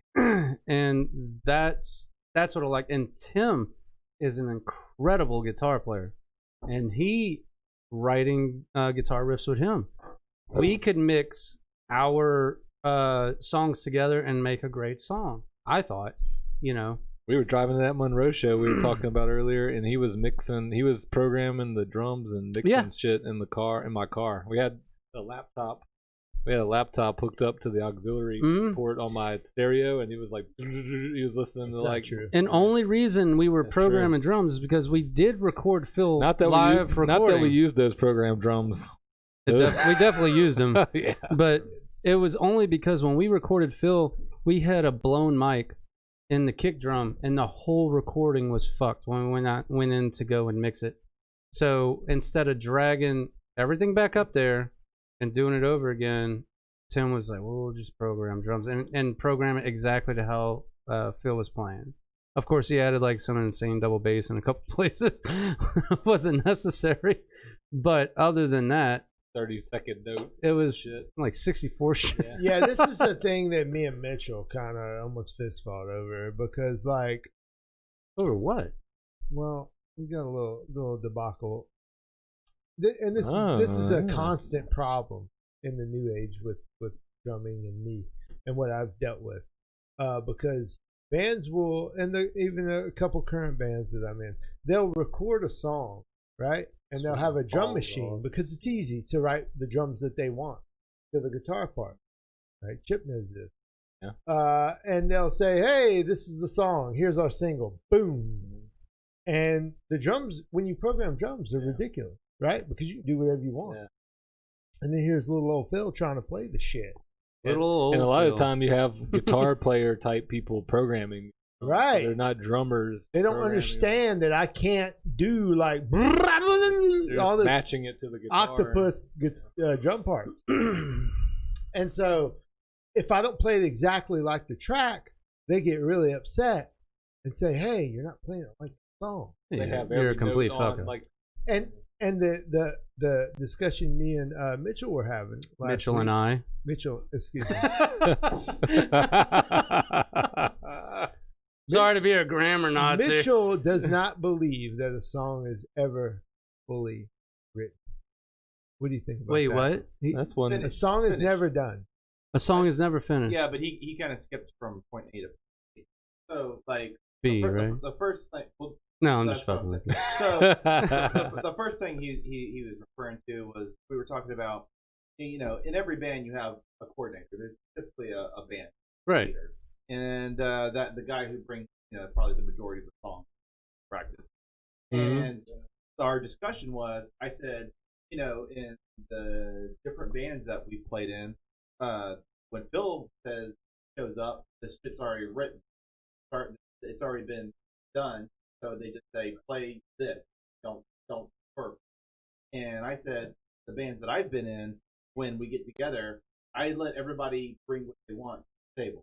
So, you know, it's not written. Nothing's written in stone ever, you know, as far as I'm concerned. But Phil said that, no, he disagrees. He says, once it's written, that's the way it's intended to be played. And I said, no, because you could take a song written at any point in time and always build upon it or improve upon it. Whether it's You now could, or absolutely. in the future. So You could. that was the first thing that you know we kind of disagreed on. That if you present a song to Phil, he considers it done. If you present a song to me, I'm like, cool, let's evolve it. Let's, you know. But if that's the progress case, then over the years, that song will never be finished, and you're constantly moving a little bit. That's forward. that's what we're saying. Like, you know, you can have. But I understand what you're saying. Like, you could record a song, right, and that Right. and play it on the radio. That's considered to me one version of that song, and that might be a very, you know, great representation of all the potential that song have.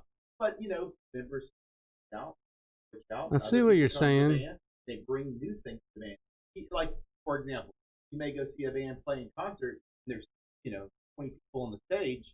You know, you didn't hear those chords recording, or you didn't hear this guy playing slide guitar. It's these trumpets. The xylophone. The xylophone. They're doing Triangle. something different. You know, they got 20 people on the stage now. They've expanded upon the song to try to keep it, you know, not interesting, not for the band members, but also for the audience that's probably hearing the song 50,000 times by now.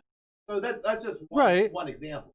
The other thing. And on the same token, you're not going to rewrite Master of Puppets. No. You know, you like the way it is, right? But right. You can go on YouTube and there's like 50,000 bands who've covered it a different way with a xylophone. But they've or a even triangle redone one you of their know, own songs. rewritten. Rewrote it in nothing but acoustic. Metallica. I absolutely hated it. You know, it sounded like shit. I didn't like it. But I see what you're saying, and where you can build off of it. Like, because I've thought about going back to the original 4-song EP that Insignia has done. There's a lot of good riffs that can be reworked and put into a way better lineup and construction, and make so much of a better song because we were so elementary.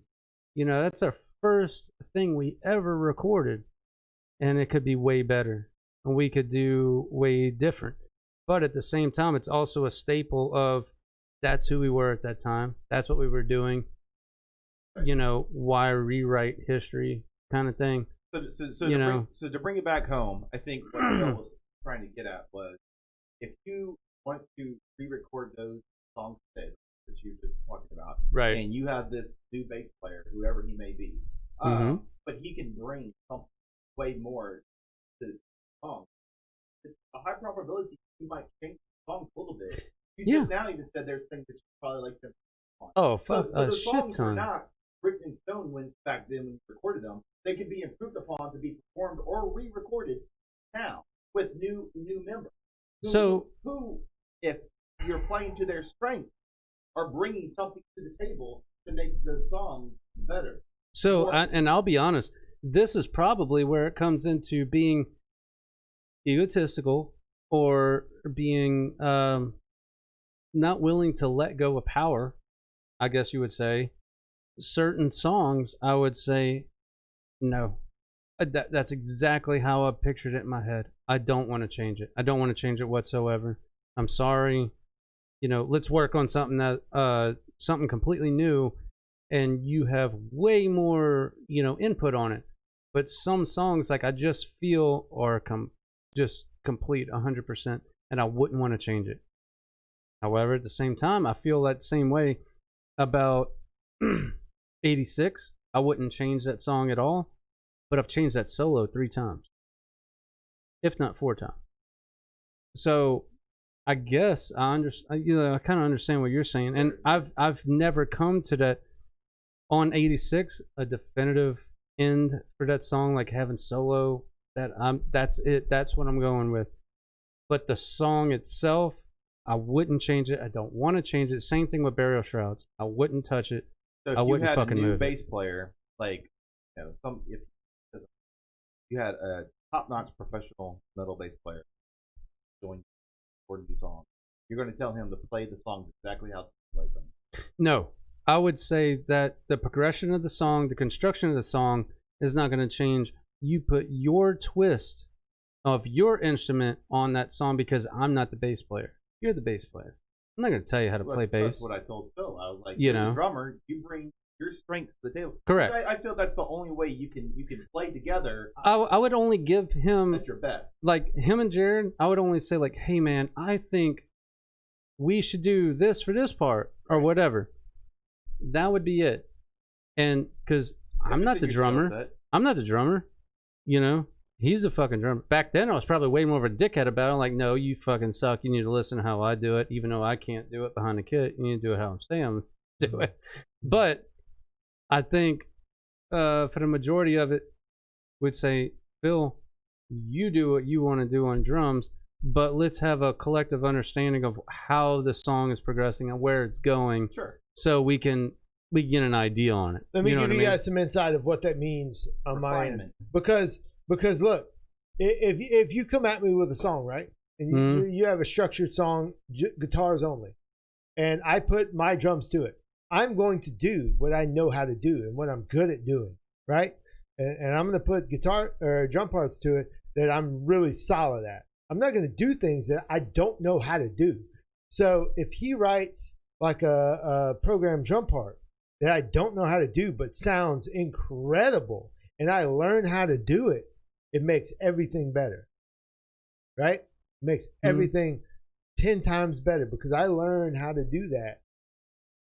And you just open yourself up to something and new. I spend the hours putting in the work, right, trying to figure that part out. Because look, let's be honest.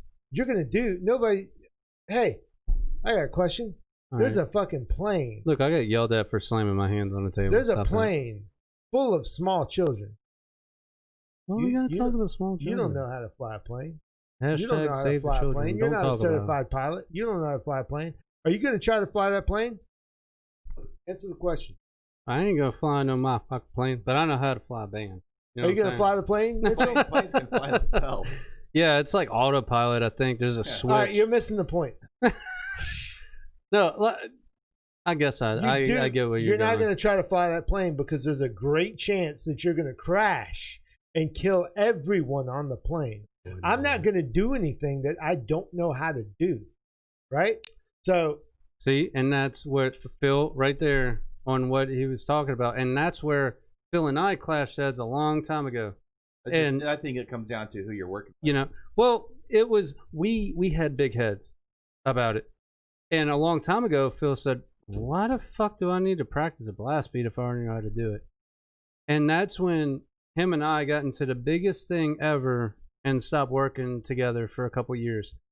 And because I had a big head about myself, he had a big head about himself. Same, you know, just fucking clashing. You know what I mean? But as far as letting the drummer do what the drummer's going to do, let the bassist do what the bassist is going to do.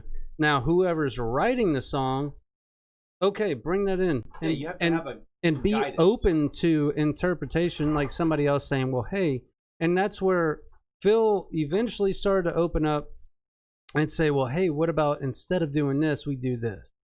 You know, maybe try to start to mix it up a little bit. Like, okay, yeah, okay, now we're starting to operate like a fucking band, you know, instead of this is the damn James and Lars show, you know?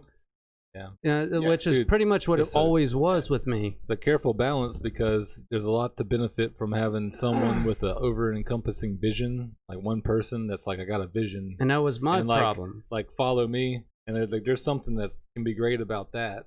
And then there's something that can be great about, like, bouncing things around. Yeah, Jesus, well, look, you have to have look. Whoopsie. A great thing. It has to be an open forum for everybody to be able to share their input. At least in a functional band. But my point, when it comes to working on original material. Just my point was there's always like a spectrum of that, you know, where there's like the one man show and then there's everyone contributes and there's everything in between, and you always have your quote unquote main cat, you know, and your main cat, like, not, you know, for a while, like Phil had it in his head that was him. He was a front man. He had to have, you know, that persona within himself. So he wanted to take charge in what was going on. And at the same time, don't shake your head no. I've never. Don't shake your head disclaimer, no. I've always taken a back seat. Bull. Yeah. I've been proud. You tried to be the HNIC a lot of times. But me, I try to do the same thing. And he does a really good job of that, too. If we go way back far enough when we were younger, everybody had that. When he steps up to do that, he does a great job of doing that. I've seen him do that in several bands. And it was the same thing with me, too. I was trying to do the same thing.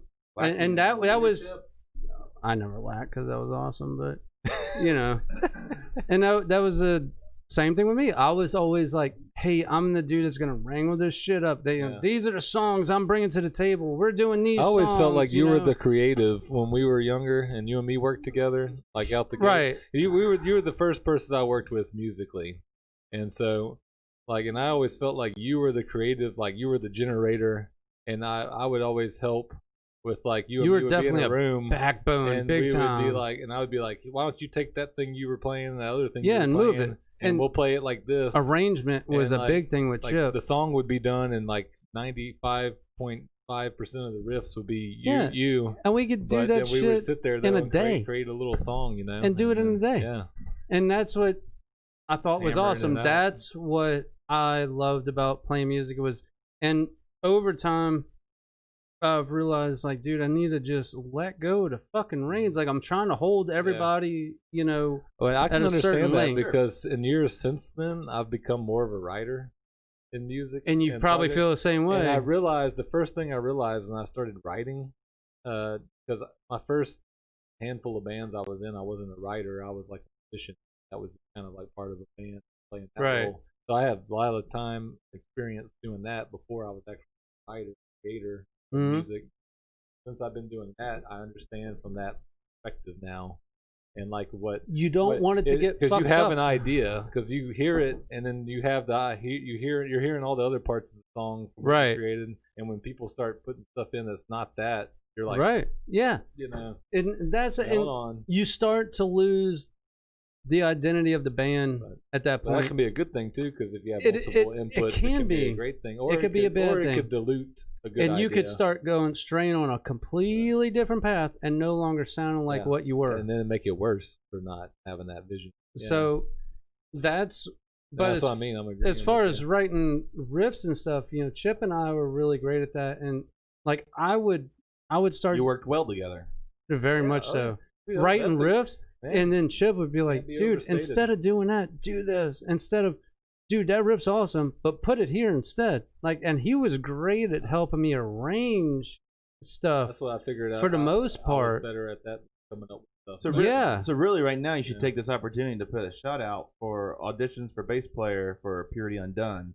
rhythm guitar. are currently being entertained. Yeah. No, I thought Chip's gonna play guitar. Well, That's what I was saying. Chip He and would be. Phil, you just need a fucking I bass could play player. bass or guitar. No. Or a vocalist. Bass player and vocalist. If we played together, he'd be rhythm guitar. Yeah. I'm not going to play in a band with him if That's he's true. playing bass. I think you That's guys true. need to calm We down. got it.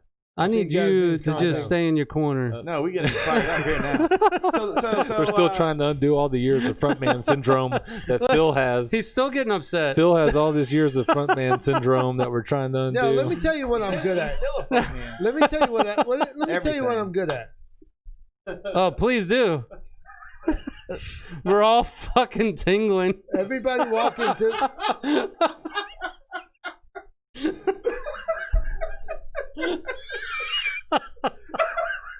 Anyway, my bad. Go ahead, dude. All right.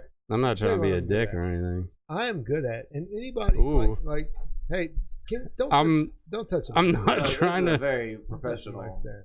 high level. It's I got a 6-pack that of works Coke great. in my $8,000 refrigerator. Coke? Around the beers out here. Yeah, I got from Coca-Cola. Phil's I got- fridge. Oh, six-pack Coke Coca-Cola. I got some hard seltzer in the No, thing. I drink these. Remember, I'm getting Oh, yes. sponsored. Only If you could, Voodoo I'm Ranger. getting, yeah, Voodoo Ranger. Voodoo Ranger. I'm getting sponsored Let's eventually. plug that here. You'll Juicy Haze. What are you good at, Phil? Let me tell you guys. Juicy Haze. What is you I'm guys good need to at. understand, and this is like anybody that plays beats or whatever, plays with a lot of different people. You need to understand. Tim understands it. Chris understands it. I think he probably doesn't. But you need to understand understand. There has to be one driving creative force. Doesn't have to be though. It could be multiple. But it oftentimes is. I'm sorry to interrupt you, Phil. It's very convoluted. Oftentimes it is. I'm sorry to interrupt you. That was Well, he rude of puts me. himself Go in ahead, the corner. sir. He gets Go some ahead. time out.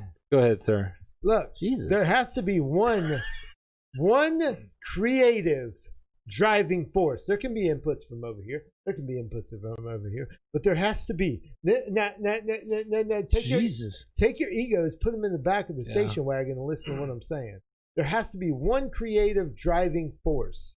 And you, at a lot of some points, if you're not that creative force, you need to recognize that, take a backseat, and compliment that force. That's what you've done, right?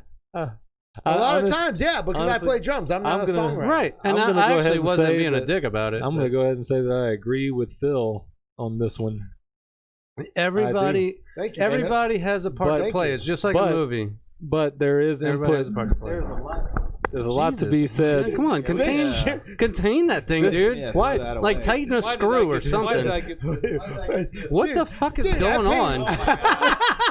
He just broke everything. I paid $13 for that, dude. You got Jesus, that was an Amazon Prime order, oh and my you just God. completely Just hold the mic. Just hold It's it. completely broken. What a disaster. attach it to your penis. Hey, I brought my mic stand.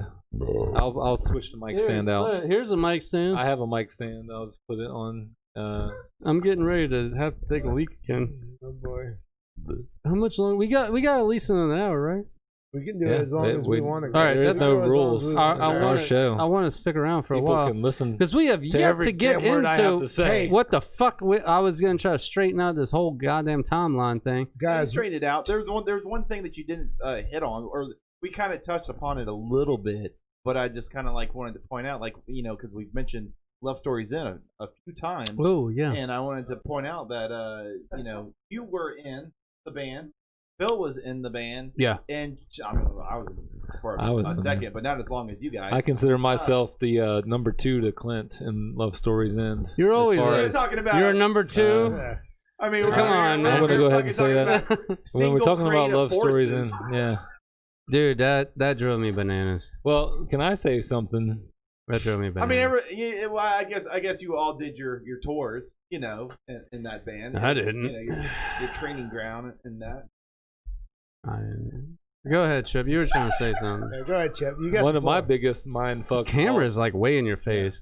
This Uh, is You gotta take that. This is personal. really intense. This is so awkward. Oh, right, boy. right in your house. I'd like right to see here. this guy's Google history. Jesus. I don't even want to read it out loud. Can't. Banned in 9 countries. But Like a Faces of Death video. Come on, Jesus, spit it out. Come on, Charlie. And now I forgot what I was gonna say. What Love Stories In? Yeah.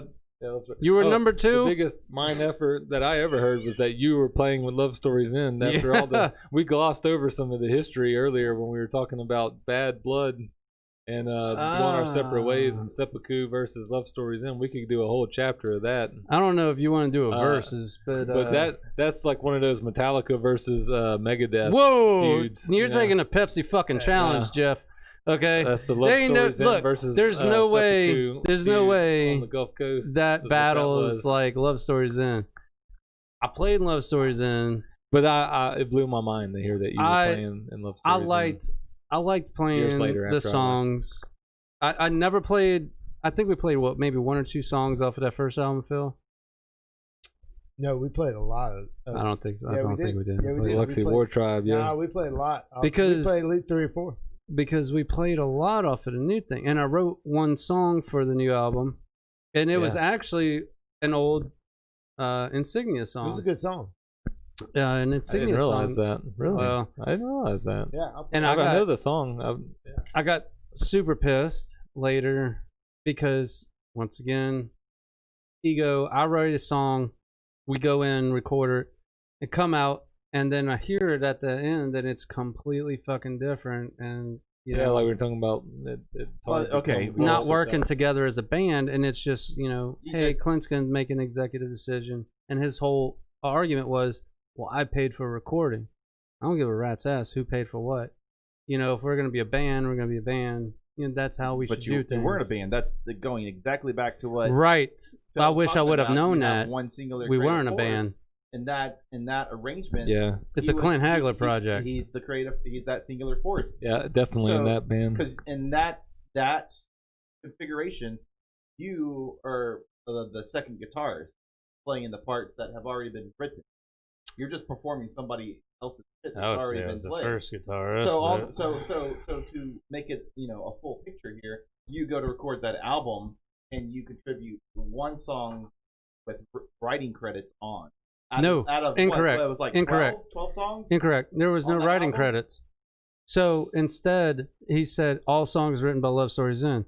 So if anybody knows, I don't think so. I believe in the liner credits, he gives you credit for writing that. But it says all songs written by Love Stories In. So in that meaning, if I wanted to, I could go out and play any Love Stories In song live and make money off of it because I was in the band. No, sir. What? Yes. No, sir. Yes, absolutely. No, that's not how that works. It's not. Y'all need to look that up because y'all are wrong. You're wrong. I'm absolutely because I was in the band at that time. It doesn't, dude. The band's a fucking rotating door of musicians. Dude, for like 20 years. My name. You're one of like. Go look at the guitars. insert of the album. It says who's guitar player, Kris Hayman. Songs written by Love Stories In. Well, who the fuck was the guitar player? Who was the drummer? Who was the singer? Who was the bass player? No, that doesn't mean. That's anything. that works. Has to do with like publishing rights. No. Because if that's the case, then I have a lawsuit for about $34 that I need for CDs for a song that I wrote and never got credit for. So that's how that works. If I wanted to, I can go and play those songs live. And you can't stop me. You can, you can play those songs live, but you're and make money. You're gonna have to pay Clint royalty fees. No, I won't. Yeah, not live. Only recorded, not live. I guarantee you. But look, I guarantee. How do you go play cover songs? You're gonna pay a band for playing a Jesus Christ, Chip? Are you gonna pay a band money for playing a cover song? Yes. No. So there are copyrights in place for that now. You cannot get charged to play a cover song. You do not have to pay somebody to do that.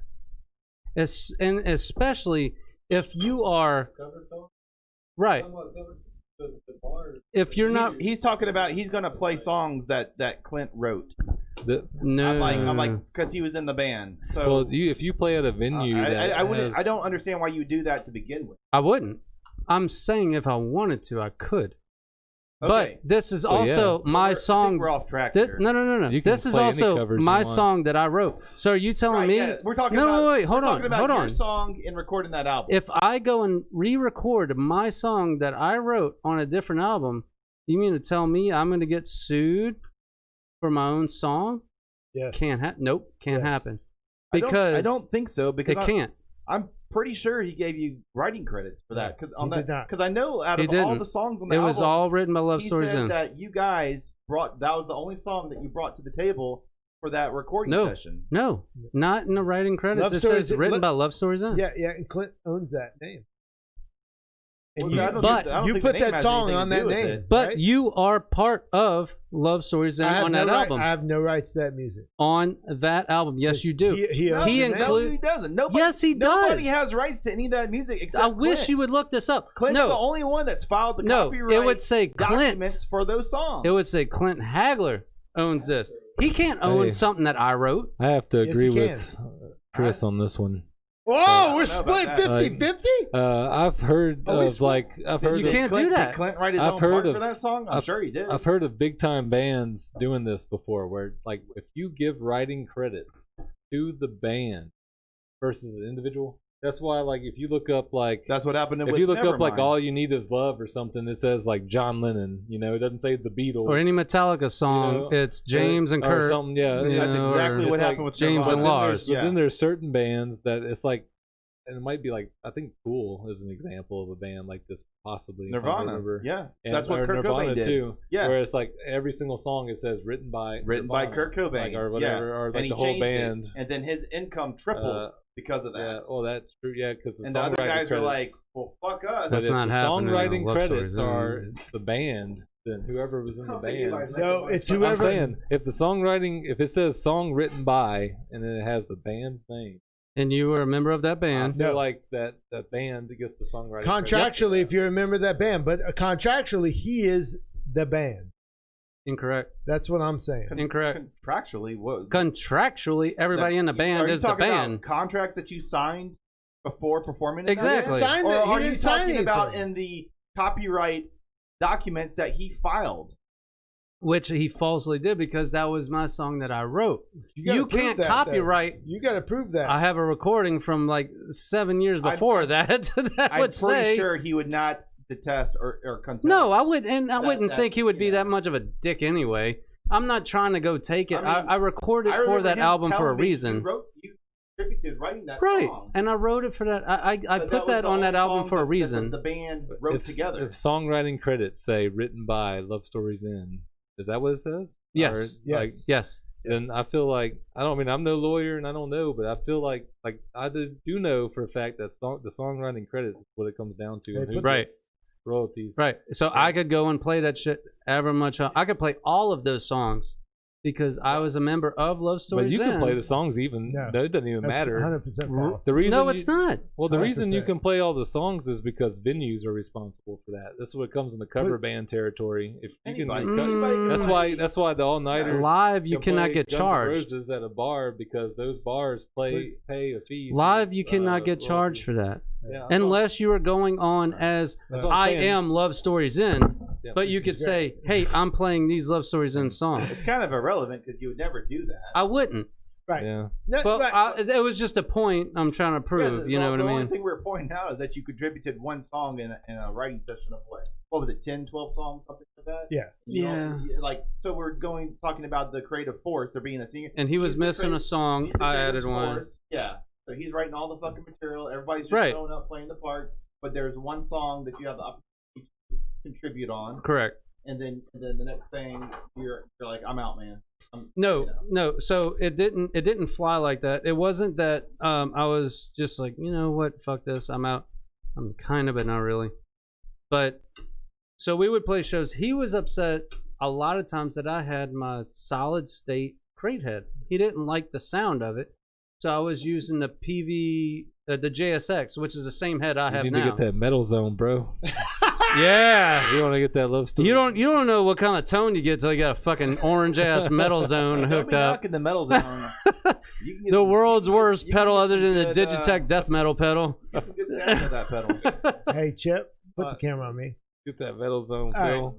This is No, what no. it is. But anyway, hold on. Camera on Mitchell. No, he's hold on. Let him finish the story. He's talking about the cab. So I remember hearing this story. So the whole thing was me bringing my head. He wanted the tube sound Fine, I agree with that. I thought it sounded a lot better. Distortion sounds, dude. Yeah, and I own the same head now. I have the JSX head. That's like the fucking epitome That's a good one. of epicness. You know, you had pretty much a similar thing to Triple X, PV Triple X. I have a 6505 now. Oh yeah, that's nice. I just got. All right. Anyway, got wet a little bit. I want Chip to come over here. Well, I have the 6505. Come clean me up. Mini head, dude. It's a tube, all tube. But 6505. so what happened was, and then all of a sudden he started getting pissed about it. He said, "Well, I'm always bringing my heads. You know, you're only bringing your Randall cab." Like, yeah, I understand that. You know, we have an understanding about that. You know, the sound doesn't sound right. Well, he started, you know, kind of bitching at me for it. So I really took offense to that. I was like, I'll bring my fucking head, no problem. It'll play music. I will sound awesome. Yeah. I can make it sound good. You can tweak it live and have a good sound live. Wait, you know, you're saying like, okay, he has this JSX head that he would prefer, and then he used the Triple X because it's a tube head, right? Yeah, and he used Triple X. So he's like, he wants you to play on the JSX. What you're saying? Correct. And you're just like, and cool, then he got tired of me using it. He didn't want me using it anymore because I was using his equipment, which I can totally respect. Dude, that shit's not cheap. So then you say, cool, if you're tired of having to load 2 amps, I'm going to bring my own amp head. No, I would. I mean, it's not like just him having to lug it. You know, I mean, fuck, Phil and I would be the one loading up everything anyway. You know, or Phil if I said fuck Phil and he would load everything. But it would be us loading everything up anyhow. It was just the fact of I was using his equipment. He was kind of getting tired of it because I'm putting so much use on it. I was like, okay, look, either you want me to, you know, play or you don't. And I think the last straw was when we got copies of the album. We each got 10 copies we could give to whoever. We were playing a show. Used to be a Mexican restaurant on Highway 90. It's been so many different bars and Mexican restaurants. Yeah. You know, yeah, we were playing that joint, and we're out in the parking lot, and Clint come out, and he's like, look, I didn't give you all these to just hand out at a fucking show, because Phil gave out like 3 of them. He's like, well, these are my copies. I'll do whatever the fuck I want with them. Yeah, the CD of the album. Yeah. And he's like, I'll do whatever the fuck I want with them. I was, me too. I'll throw them out in the street if I want to. He's like, well, that shit needs to come to an end. I was like, you know what? This is coming to an end. I'm fucking done, dude. I'm rolling out. Yeah, I don't, you know. And honestly, I joined that really out of desperation because I was getting depressed because I wasn't playing live anymore. Yeah. I was going to ask you because I'm very surprised that you joined. I did that because I was wanting to be knowing you from active. That's what I was saying earlier. And then knowing him, like, you are 2 totally different kinds of people. But I understand. I don't saying though, working well together playing at all. Live. It's too egotistical fucking head slashing. Well, you're used to writing. You're used to writing. You are versus, a creative force, and he's a creative force. Right, and we had different paths. There's definitely no room in that configuration for another creative force. So for you to bring anything to the table is out of the question. It was, and for me to try to add any leads or anything, I was like, dude, I could spice this shit up, man. He's like, yeah, you're not. Yeah. You know, I wrote the song, and that's the way the song goes. I'm like, okay. So I tried to pull the same shit with my song. I was like, no, the song's written the way it is. That's that. And he went and added, some shit to it, whatever. Yeah. Fine. But I just got pissed off at the fact that, like, I thought we were doing the band thing. We weren't doing. It's not a band. No, it's not. That's what I'm saying. Yep. Like, we should just put a first and last name on a fucking title and say it's the Clint Hagler show or it's the Chris Hayman show. Not every band operates as a band. No, and we honestly didn't for a long time. Insignia Sepulchre, we didn't. And eventually, when it came to Purity Undone, we actually started to evolve like fucking cavemen, and finally started to work together as a team. And it took a while for us to actually start doing that. But Look, I Yeah. see your side of things because I feel like I'm very aware of how your brain works. Is that fair? You're very animated. Is that fair? Even though there might be some smooth parts of your brain. There's a couple smooth parts. There's some spots that don't work straight up. And for the record, I 100% understand from Clint's perspective because he fronted money, this baby. Get that part of I it. get that. So I get that part of it. I'm not gonna knock him on that. no. I mean, That's it's a almost, shit it's ton of almost money. like you were the studio musicians for Right. that album, and he's Right. like, Absolutely. okay, well, we'll do one track where you're contributing. Absolutely. Well, he straight up said, I wanted this song, I wanted this album to have this many songs, but I'm missing one. And I said, well, I think I have one from way back in the day that we could add. And if it works for you, we could use it. Right. But I always had the intention in my brain of it's gonna stay intact. You know what I mean? Of course. Other than, you know, I worked with Clint, and he added this breakdown at the end. I was like, yeah, you know, fuck yeah, whatever. But it was the when nobody was there. It was almost like some kind of monster DVD is like, y'all are like doing shit behind my back and whatnot, making decisions.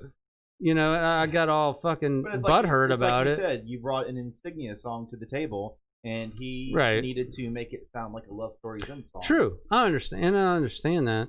I just wish the communication was there, and that's what was the biggest lack, was that there wasn't communication, and it was just the understanding of, you know, that's what it is, and you fall in line, and I don't like that. And for the record, we all 100% respect the shit out of Clint because I had some solid times with that dude. Oh no, I don't have anything against Mitchell. I know. I love you, Clint. Times. Other than Clint he's just never a sees big this or dick. watching. No, I'm just kidding, but For sure.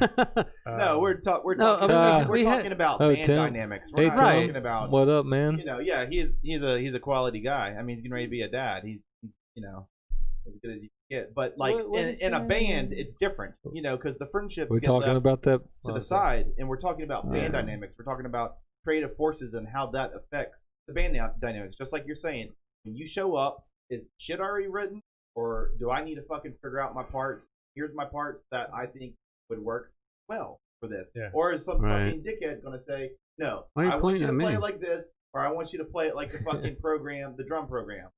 Right? It depends on who you're working with. I've had that What idea with situation, so. Phil when we started back at Purity Undone, because we went on such a long hiatus. Watch what the fuck you're about to say. Man, fuck First you. of all, I'm gonna say what watch I'm your gonna say. mouth. Purity Undone ended much like Insignia ended. I'll flip this table over What? right now. No, straight up. I'll flip this table over right I now. always tried to program drums, even when we hadn't been playing for years, and I was living in Colorado. I programmed we it got Tim in the chat. to the I'm way. about to fight somebody, dude. Shut up, dude. About to You can fucking- fact What's the dispute? I programmed it the way that Phil we would programmed play drums? the drums, because we weren't even talking at the time. You know what I mean? When I was in Colorado, we weren't really talking that much. It wasn't until right before I moved back that we started to, rekindle anything. And we got back, we started to re-record. And why do you keep making these weird faces? This is when you came I just over. wish to I knew the what Times was Square up with show, that. And then I came face. over and because I was talking to you about doubler pedals. Right, And I yeah. brought the pedals. I was like, oh man, check this out for when you do your. No, we leads were and- being gear Right, faggots yeah, at yeah, that yeah. point. I Yeah, don't think you can say that on the Phil show. you could say it. It's, all ages. Well, I'm talking about you and I. I'm not talking about other people being faggots. So Fix you your and I being camera, Oh Chip. faggots. my god. Fix your camera, Chip. I'm just saying, Long story short, You just- Mitchell, summarize this whole thing. I gotta for us. piss again. Go pee, Chris. No, you know what happens when I go pee? Yeah, we're gonna talk shit. You talk shit. Oh, we got in the chat. Tim says, "Program them damn drums." Program them damn drums. Dude. Gotcha. Laugh my ass off. I programmed the show, the drums. Don't but need to program them anymore. He says that's true. I always programmed the way Phil played them, though. I didn't do anything You're a when I liar. did it. You're a liar because I can't play it the way people. Well, then you just suck Man, now. Chip, if that goddamn mic stand I'm gonna go falls pee. one more time, I'm gonna go pee. Hey, dude, I'm trying.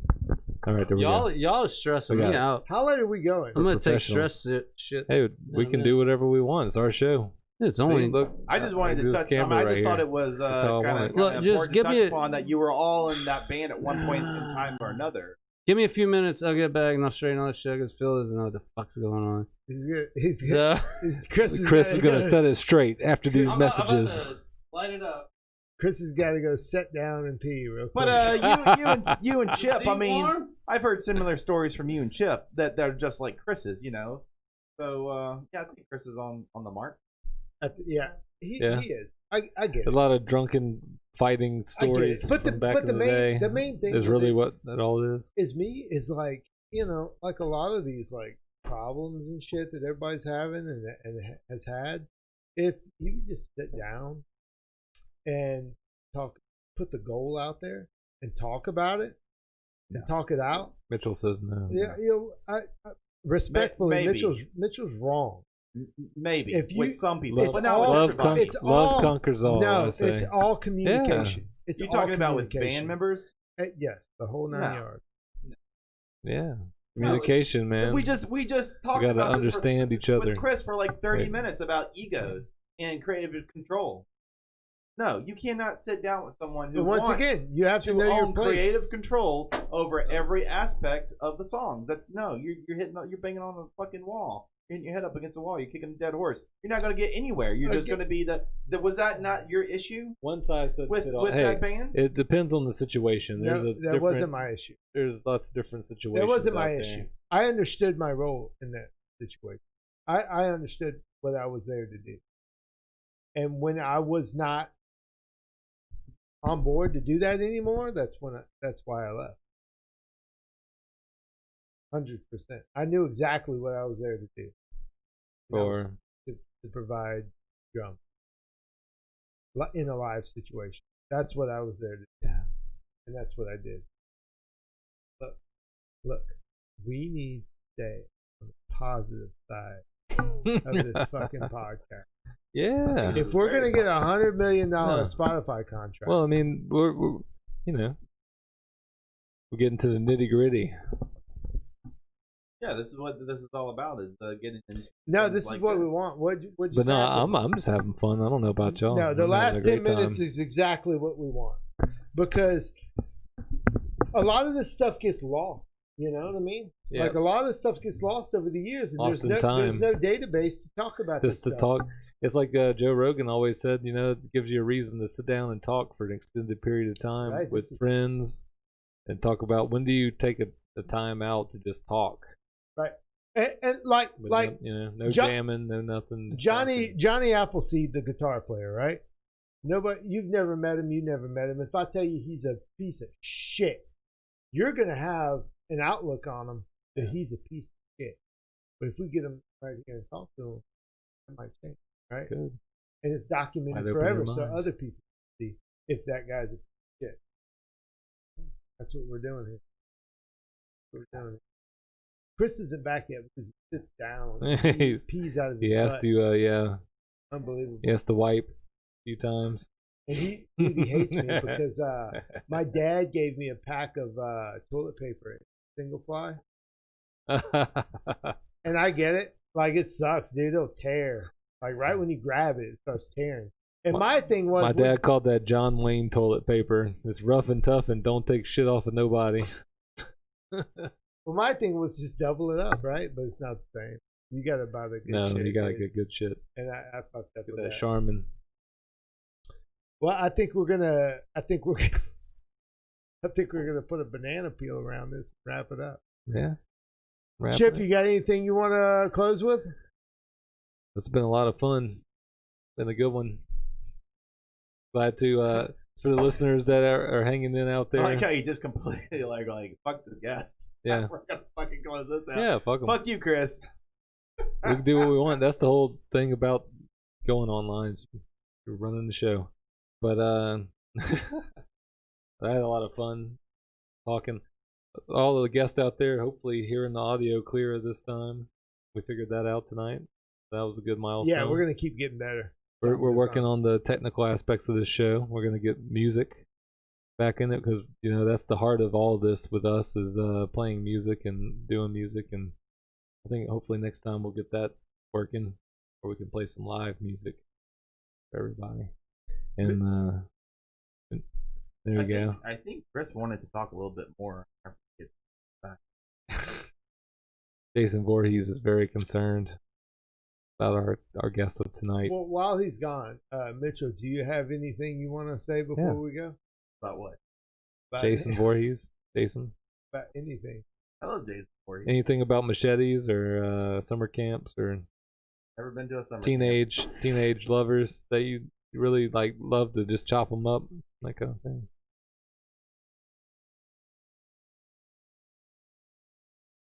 Choppy. I have a question. When's the last time either one of you's been in a fucking fist fight? Oh, dude, I have a great story for that because it's been a long time ago. Let's hear it. And it's a tie back to earlier tonight of James, of all people. James? Yeah, I almost forgot to say something like Flower James. Kris talking about being in a band with James. Yeah, like they were so fucking shitty. I was at a show. The last time I was in a fist, they were fucking terrible. This is last time I was in a fist fight. It was with him, someone else that I know. Some other people were there that we knew, but it was at a concert at the House of Blues, a metal show. And who was there? It was Guar and some death metal. It might have been Cannibal Corpse. I wasn't there. I never seen Guar. No, it was like Dying Fetus or some shit. It was some fucking brutal death metal show, right? And I remember James was there, and I was there with him and someone else. And anyway, this one of the death metal bands starts playing, and we're at the House of Blues, right? Before everybody knows this venue, and someone pushes this dude just starts. Yeah, there's a mosh pit behind us. We're on the front row. I need to get by the microphone. We're on the front row at the House of Blues, New Orleans. A pit breaks out behind us. This dude comes up and just starts punching. He keeps slamming into James. No, that's what it was. It wasn't a pit. The people were slammed together anyway. Okay, this guy starts slamming in, like people are slamming into him, and he's pushing into James, and James kind of like pushing back. The guy starts punching him in the back of the head.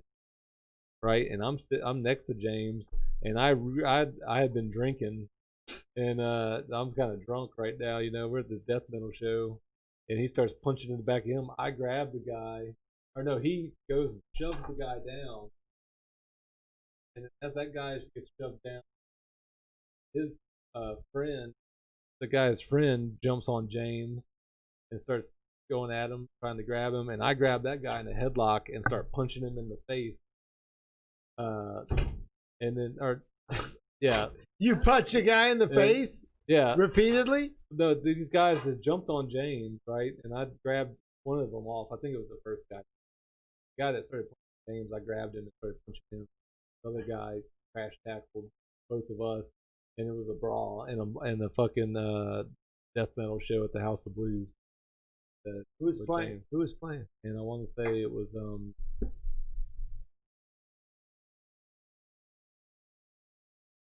Hatebreed. I want to say it was Dying Fetus. I wasn't there. It was like I said, a metal show. You talking about James? I'm talking about James. We were talking. He said, "When's the last time you've been in a fist fight?" And then for me, it was at a metal concert at the House of Blues. I was there with James of all people and some other people we knew. And this guy started punching James in the back of the head. And then I grabbed the guy in the headlock and started punching him, and his friend got involved, and we all and James ended up falling down into the mosh pit. That's what I remember in my haze. My favorite quote from James was that cattle decapitation show. And Marshall said, "That bass player's fat as fuck. I thought they were vegetarian." And James said, "Cake ain't meat, motherfucker." Yeah. I remember that. Wow. That was awesome. That was pretty good. Oh, yeah. Cake That's ain't true. meat. True. But anyway, I don't know what you're When's doing. the last fist fight you guys were in? You ever been in a fist both, fight, Chris? both of y'all on the front porch of this house? I'll tell you. No, I'll tell you about my last fist fight. But Chris, go ahead. Because that happened. When's the last fist fight you've been in? Happened once upon a time. Yeah, I don't really get in a fucking fist fights, but if you referring to that night, you want to know a really. That was we an went to the epic Soul night. Kitchen We to talked see about that on this podcast. 3 Inches of Blood, Divine Heresy, and Shadows Fall, and I got fucking hammered. And Tim and I were talking to one of the guitar players from Shadows Fall, not Jonathan. Drawing a blank on the other dude. Yeah, they're the same. We were talking You to and him. me got shit faced at this Oh, show. dude. You were ordering us double Jack and Cokes. Do you remember That was that? awesome. And you were giving me them. You were shit faced. Yeah, and I gave you got me shit faced. I got a shot to Dino. And we got you at the and me, table- you and me at the met table. him. Yeah. Yeah, we were talking to Dino, and I gave him a and shot. we were both like, "Hey, man, yeah," and We were just fucked up. acting drunk as fuck. And I remember talking to the guitar player, like I said, of Shadows Fall with Tim, and I was like, "What's up, man?" It's like, "Hey, if you ever need an opening band, like, Yeah. we're your fucking And he was guys." so nice. He was like, "Yeah." He's like, "Yeah, dude," and Tim's like, "Dude, just please ignore him." Yeah. And Party. which was, and Tim Young walked by, but I didn't see because he walked under my line of vision because he was so fucking short. But, dude, Sorry, I remember it's awesome. so fucking hammered. We were driving back, and that's the night I threw your car into reverse. Yes, I tried to throw it On into the I-10. neutral, I remember that. and I was like, neutral! And I threw Yeah. it in reverse, and the car just shut We the had fuck to- down. I had to pull over on the side of I-10. On the Thank God for bridge. safety features, because your tranny would Yeah. have been laying Oh, on yeah. a fucking interstate. It just shut down. Though. Disclaimer: when you're doing 75 on the interstate, do not throw your It car. did Don't do do like that. a jerking Reverse. motion. It did do a doesn't jerking motion. work out. But so the whole way back, we always fucked with each other, and of course I'm hammered This was all drunk, par for the course at this time. and I'm fucking with Phil like, dude, if it wasn't for your hands and feet, you would suck as a drummer. Yeah, And like the whole ride, he's like, and You're Phil's like, like, "Fuck Chris, yeah." I'm really sick and tired of hearing it, and I just wouldn't fucking drop it. And I'm on that porch, and there wasn't a handrail there, and I got my eyes fucking closed. I'm just waving back and forth because I'm loaded, talking shit to Phil, and he just kicks open the door, comes out, and launches me off the porch like chest checks me. And I land on my ass with my hand. Well, he had been talking shit to you all night. Yeah, all And then night. he was talking shit. I remember he called me. As you got home, he was talking more shit. I remember. And you finally It just charged snapped. back out at the It very end of the night. just shoved me off the porch, and I landed on my ass. called And me a bitch or Yeah. something. I didn't spill It my was drink. something like that. I didn't spill my drink. I'm proud of that. And I was like, that motherfucker just pushed me. And then here comes Phil, just like, huh? What? Huh? Just drooling out the mouth, like marching across the yard. You want to fucking go? And all I could do was fucking laugh. I'm like, dude, are we fighting? I don't understand. And you and Tim are like, dude, he's so fucked up. He doesn't even understand what the Like, fuck's going on. Yeah, it was a long- it was a You long know? night. It was a long night. That was a long night for us all. I was But fucked it- up. I wouldn't give it up. I was the one driving home, and I was. Yeah, you were hammered shit too. I was probably the least hammered of all of us. That was but like- you were it still was one of fucking those- hammered. It was back in those days where the The least, designated the least driver hammered only guy- stays yeah, only so hammered. Yeah. I don't know how that works. early 20s logic. I think I actually have a video, one of those mini discs that's not finalized, of my 21st birthday when I got loaded, Shit. and I had Jared, James, Chad Godin. Remember we were talking about him? Yeah. Oh, I wow. hope I'm saying that dude's last name right, Sounds familiar. because It's I remember pronounced Geode. I don't know. Godin. Yeah. Gowden. I don't know how to Galden. Golden. Roads. Golden. Rudes. But fucking Because James used to have a shit fit if you said his last name wrong. Oh, yeah. It's Hosik, motherfucker. Hosik. I said Hosik, yeah. And he would flip fight his you, shit. Yeah. Rip James. He would Man. fight you. He threw me across my own trailer, my little James. single wide shitty trailer. Yeah, back when you had money. Yeah, I had a lot of money. I was paying, I think, $350 a month or Mitchell something. like You know. Look at Mitchell. It was big money. I had to take out a loan. But anyway, we had the guy who loaned me to, rented the property out to me had 2 broke down cars on the property, and we just fucking annihilated them. There was a refrigerator out there. James picked up a refrigerator and threw it at me in front of one of the fridges. And on that video, you see like Jared's knee is just like ripped the fuck open from where he's mashed into a windshield, and there's just like piece of skin like this long just hanging off, and he's like yanking it, and I'm filming it, and I was like, dude, we gotta cauterize the wound. So I got my cigarette, and I'm like, just pull the skin, pull it. God damn it. And he's like, okay, just just go. And I'm like, ah. It's just mash my cigarette against the skin. It made no sense. It does not work. It's like this is what they do in the movies. It made no fucking sense. It's like, I think that's what House would have done. You know? Made a House reference. I just need Vicodin. We would have had everything under control. Oh man! But I pissed in Chad's drink that night. I don't know. It's something about me with piss. I don't understand. You just don't like pissing. What were you doing? Nice. In the I'm bathroom? gonna tag you. I went and you know what I do in the bathroom is my business. I know you're interested, but not in all of it. So with your bands, nobody was ever really like heavy into drugs. No. I don't remember any of you No, guys. ever none of going through, us. like, On the a record, phase. no. Yeah. No, we smoke some weed, drink a shit ton of Jack Daniels, Crown Royal, I Bud never- I Light, never whatever, did that. Everclear. Yeah. Jared was But- just like beer, liquor. No, Jared never fucked around with anything. And I remember when he started looking like Jacques Cousteau, he started wearing this fucking beanie and smoking out of a pipe with tobacco for a while. But and shortly after that, after he got with Jill, is when he started drinking, and now he's a fucking drunkard, from what I understand. What are you doing? You got From 8 a.m. you ripped your shirt. How the fuck 8 did you a.m. manage on that? Sunday until 8 p.m. I'm not liable. I don't understand. Anyway, But yeah. Anyways, all I was gonna say is I remember playing shows with you guys, and I was like, yeah, I care about music. we never fucked around with drugs. None of us. None of your bands ever went on tour. We would do a little what we would call the mini tour. You know what I mean? Yeah. But we 2-3 never day did. weekend. We never did a cross country. Good 2 week, 3 week, 1 month.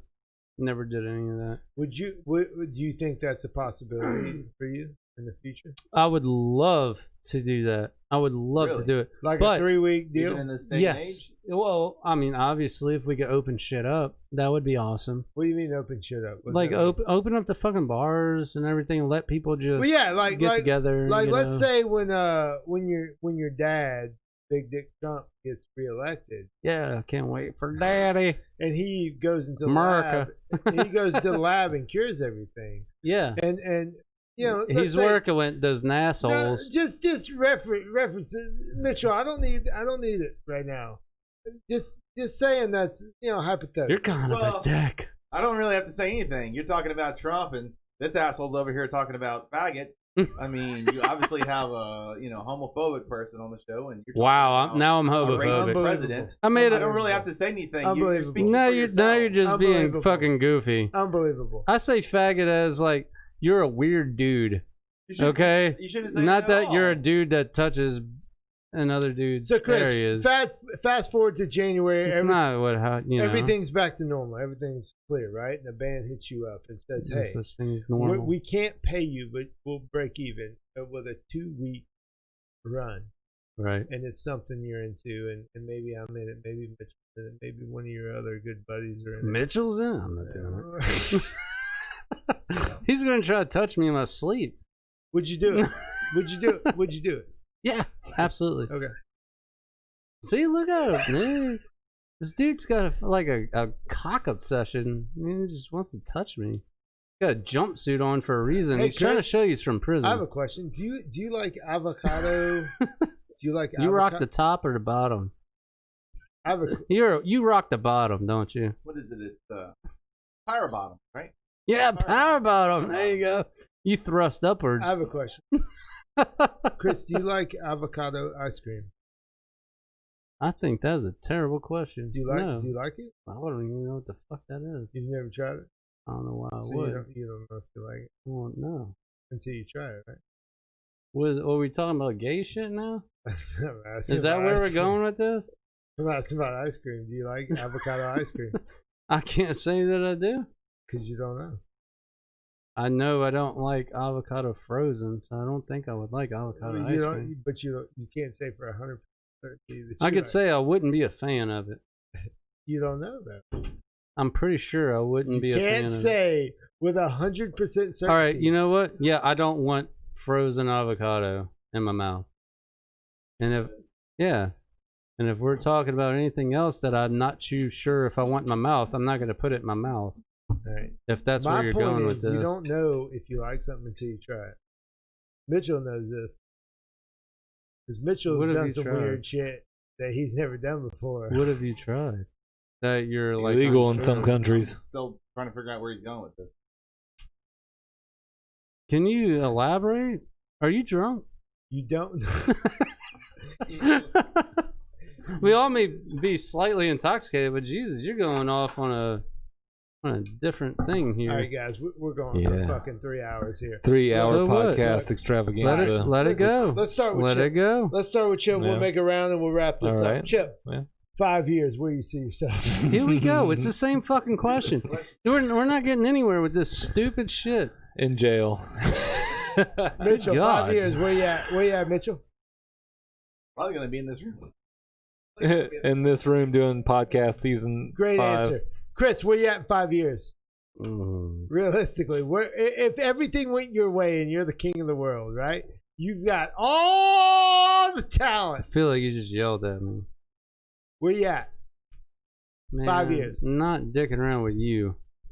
That's This is looking for a bass player, everybody. I'm If you're looking- interested in playing bass with Kris. I'm looking for a fucking vocalist, and I don't know, man.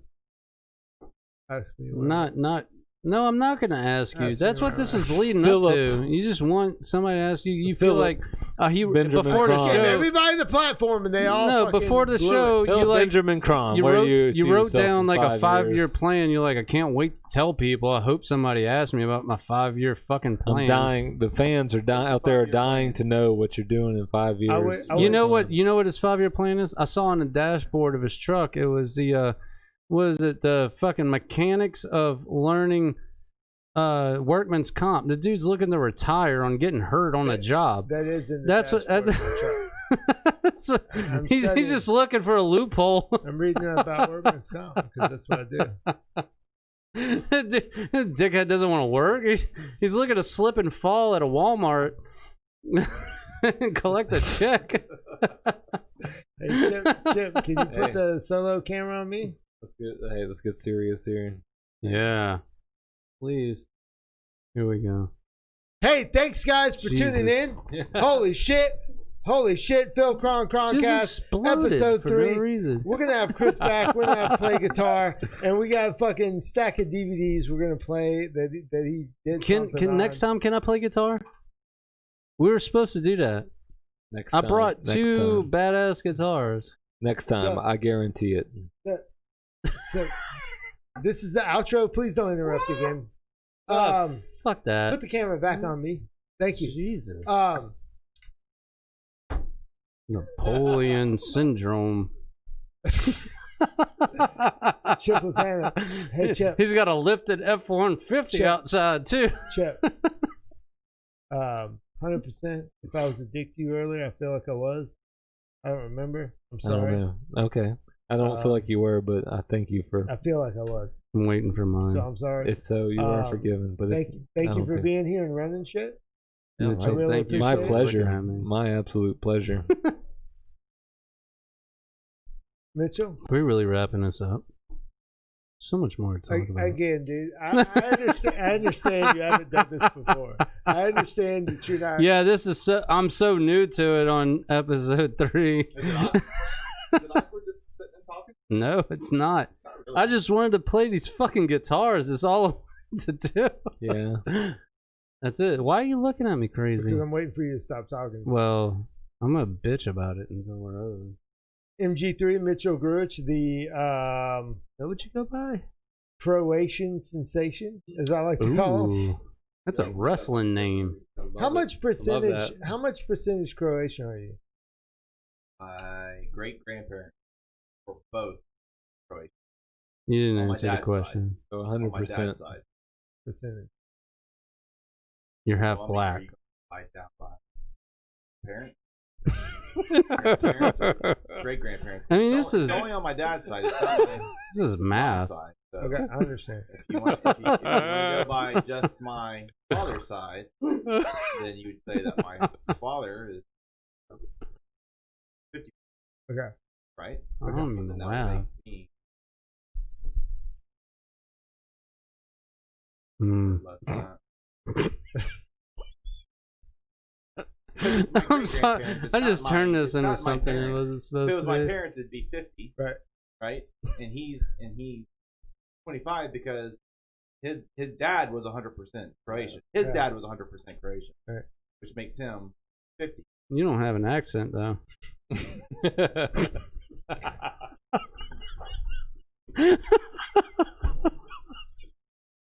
I'm about They over already- this They bullshit. already tried to like shut this down while you're taking a shit, dude. He was ready to fucking close down. Now you know why none of our bands worked out, because you get the Like, three this of is us in gonna a take room fucking and this forever. shit happens. Just sign off now. this dickhead can't get anything out. I don't understand. So what are you? This- It all boils down to him being a white dude. Just say it, dude. What box do you check for a job? You click white.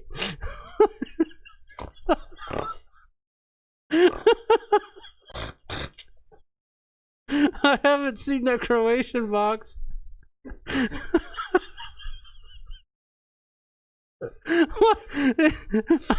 What? No, it's funny to us. I know not to you. Anyway, God, I no. really like you. Alright. I'm gonna move our chairs closer together next time. Yeah. I want that just- Croatian Just touch. ease over there. Ease in. Mitchell, do you have anything? There we go. Attaboy, Harold. Yeah, move them feet over here. Do you have anything you want to close with, Mitchell? No. Nothing. That's What- it. I mean, what do you want to close with? How could you follow I'm that? not the fucking guest. Chris is the guest. Should let Chris talk about his upcoming project. What do you need to plug? Upcoming Does he have project. like a fucking YouTube channel or something? Chris Hayman, what do you got? No, not really. No. Chris Hayman. It was lame. Christopher Carl is. Hayman, right? With a K. Yeah. Both Christopher and Carl. It's a good. It's a good thing. I'm it's a good glad my thing. grandparents didn't adopt me. Their last name started with a K. That I would was have going been. to say, I'm pain glad in your the last ass. name isn't Colossal Ooh. because your initials would be KKK. Yeah, it was pretty brutal. And you My fit the dad. description with that face. Yeah. I would. I mean, it'd be bad. Anyway, I don't know where anyone was going with anything just now, but Yeah, I really like the direction of this show now. Yeah, Yeah. I like this. You look like you're about to run somebody out of the neighborhood. I might. I Yeah. don't know. Get them greasers It's out of early. here. I've only had a couple beers. Hey, So boy. I don't like that. That's a derogatory Hey, term. boy. I like to say fellow. Dude, I like that Sepultura patch on your. Yeah. You got Sepultura, Morbid Angel. That's and Morbid Angel on the Metallica. other side, and Metallica. Got some Dokken. I approve of all those except Dokken. Oh, well, don't be a gaby. But right here, got some. Oh yeah, We can't see it dude, because that's of the your, money shot. Hey, Your pussy hair is covering the move your hair. That's some real metal. That's some real metal for all you posers out there in Pantera. Live 101 Proof was the first album that gave me a headache, and I fucking loved it. Chris, you got anything you want to plug? Other than you, I am fine. Cool. I just, dude, I just want to get back into fucking jamming. If we can find somebody, whoever wants to do Purity Undone, Chip, I don't give a fuck. You want to get down on it? I'll let it rip. You want to get down on it? I'll let it rip. I'm asking you right now in front of We're not talking God about and going to the everybody. bathroom. We're talking about music. Yeah, like touch each other's cocks, all What kinds kind of of shit. purity are you undoing? Yours. I think it's about time. How old are you? 18. It's time to pop that cherry, son.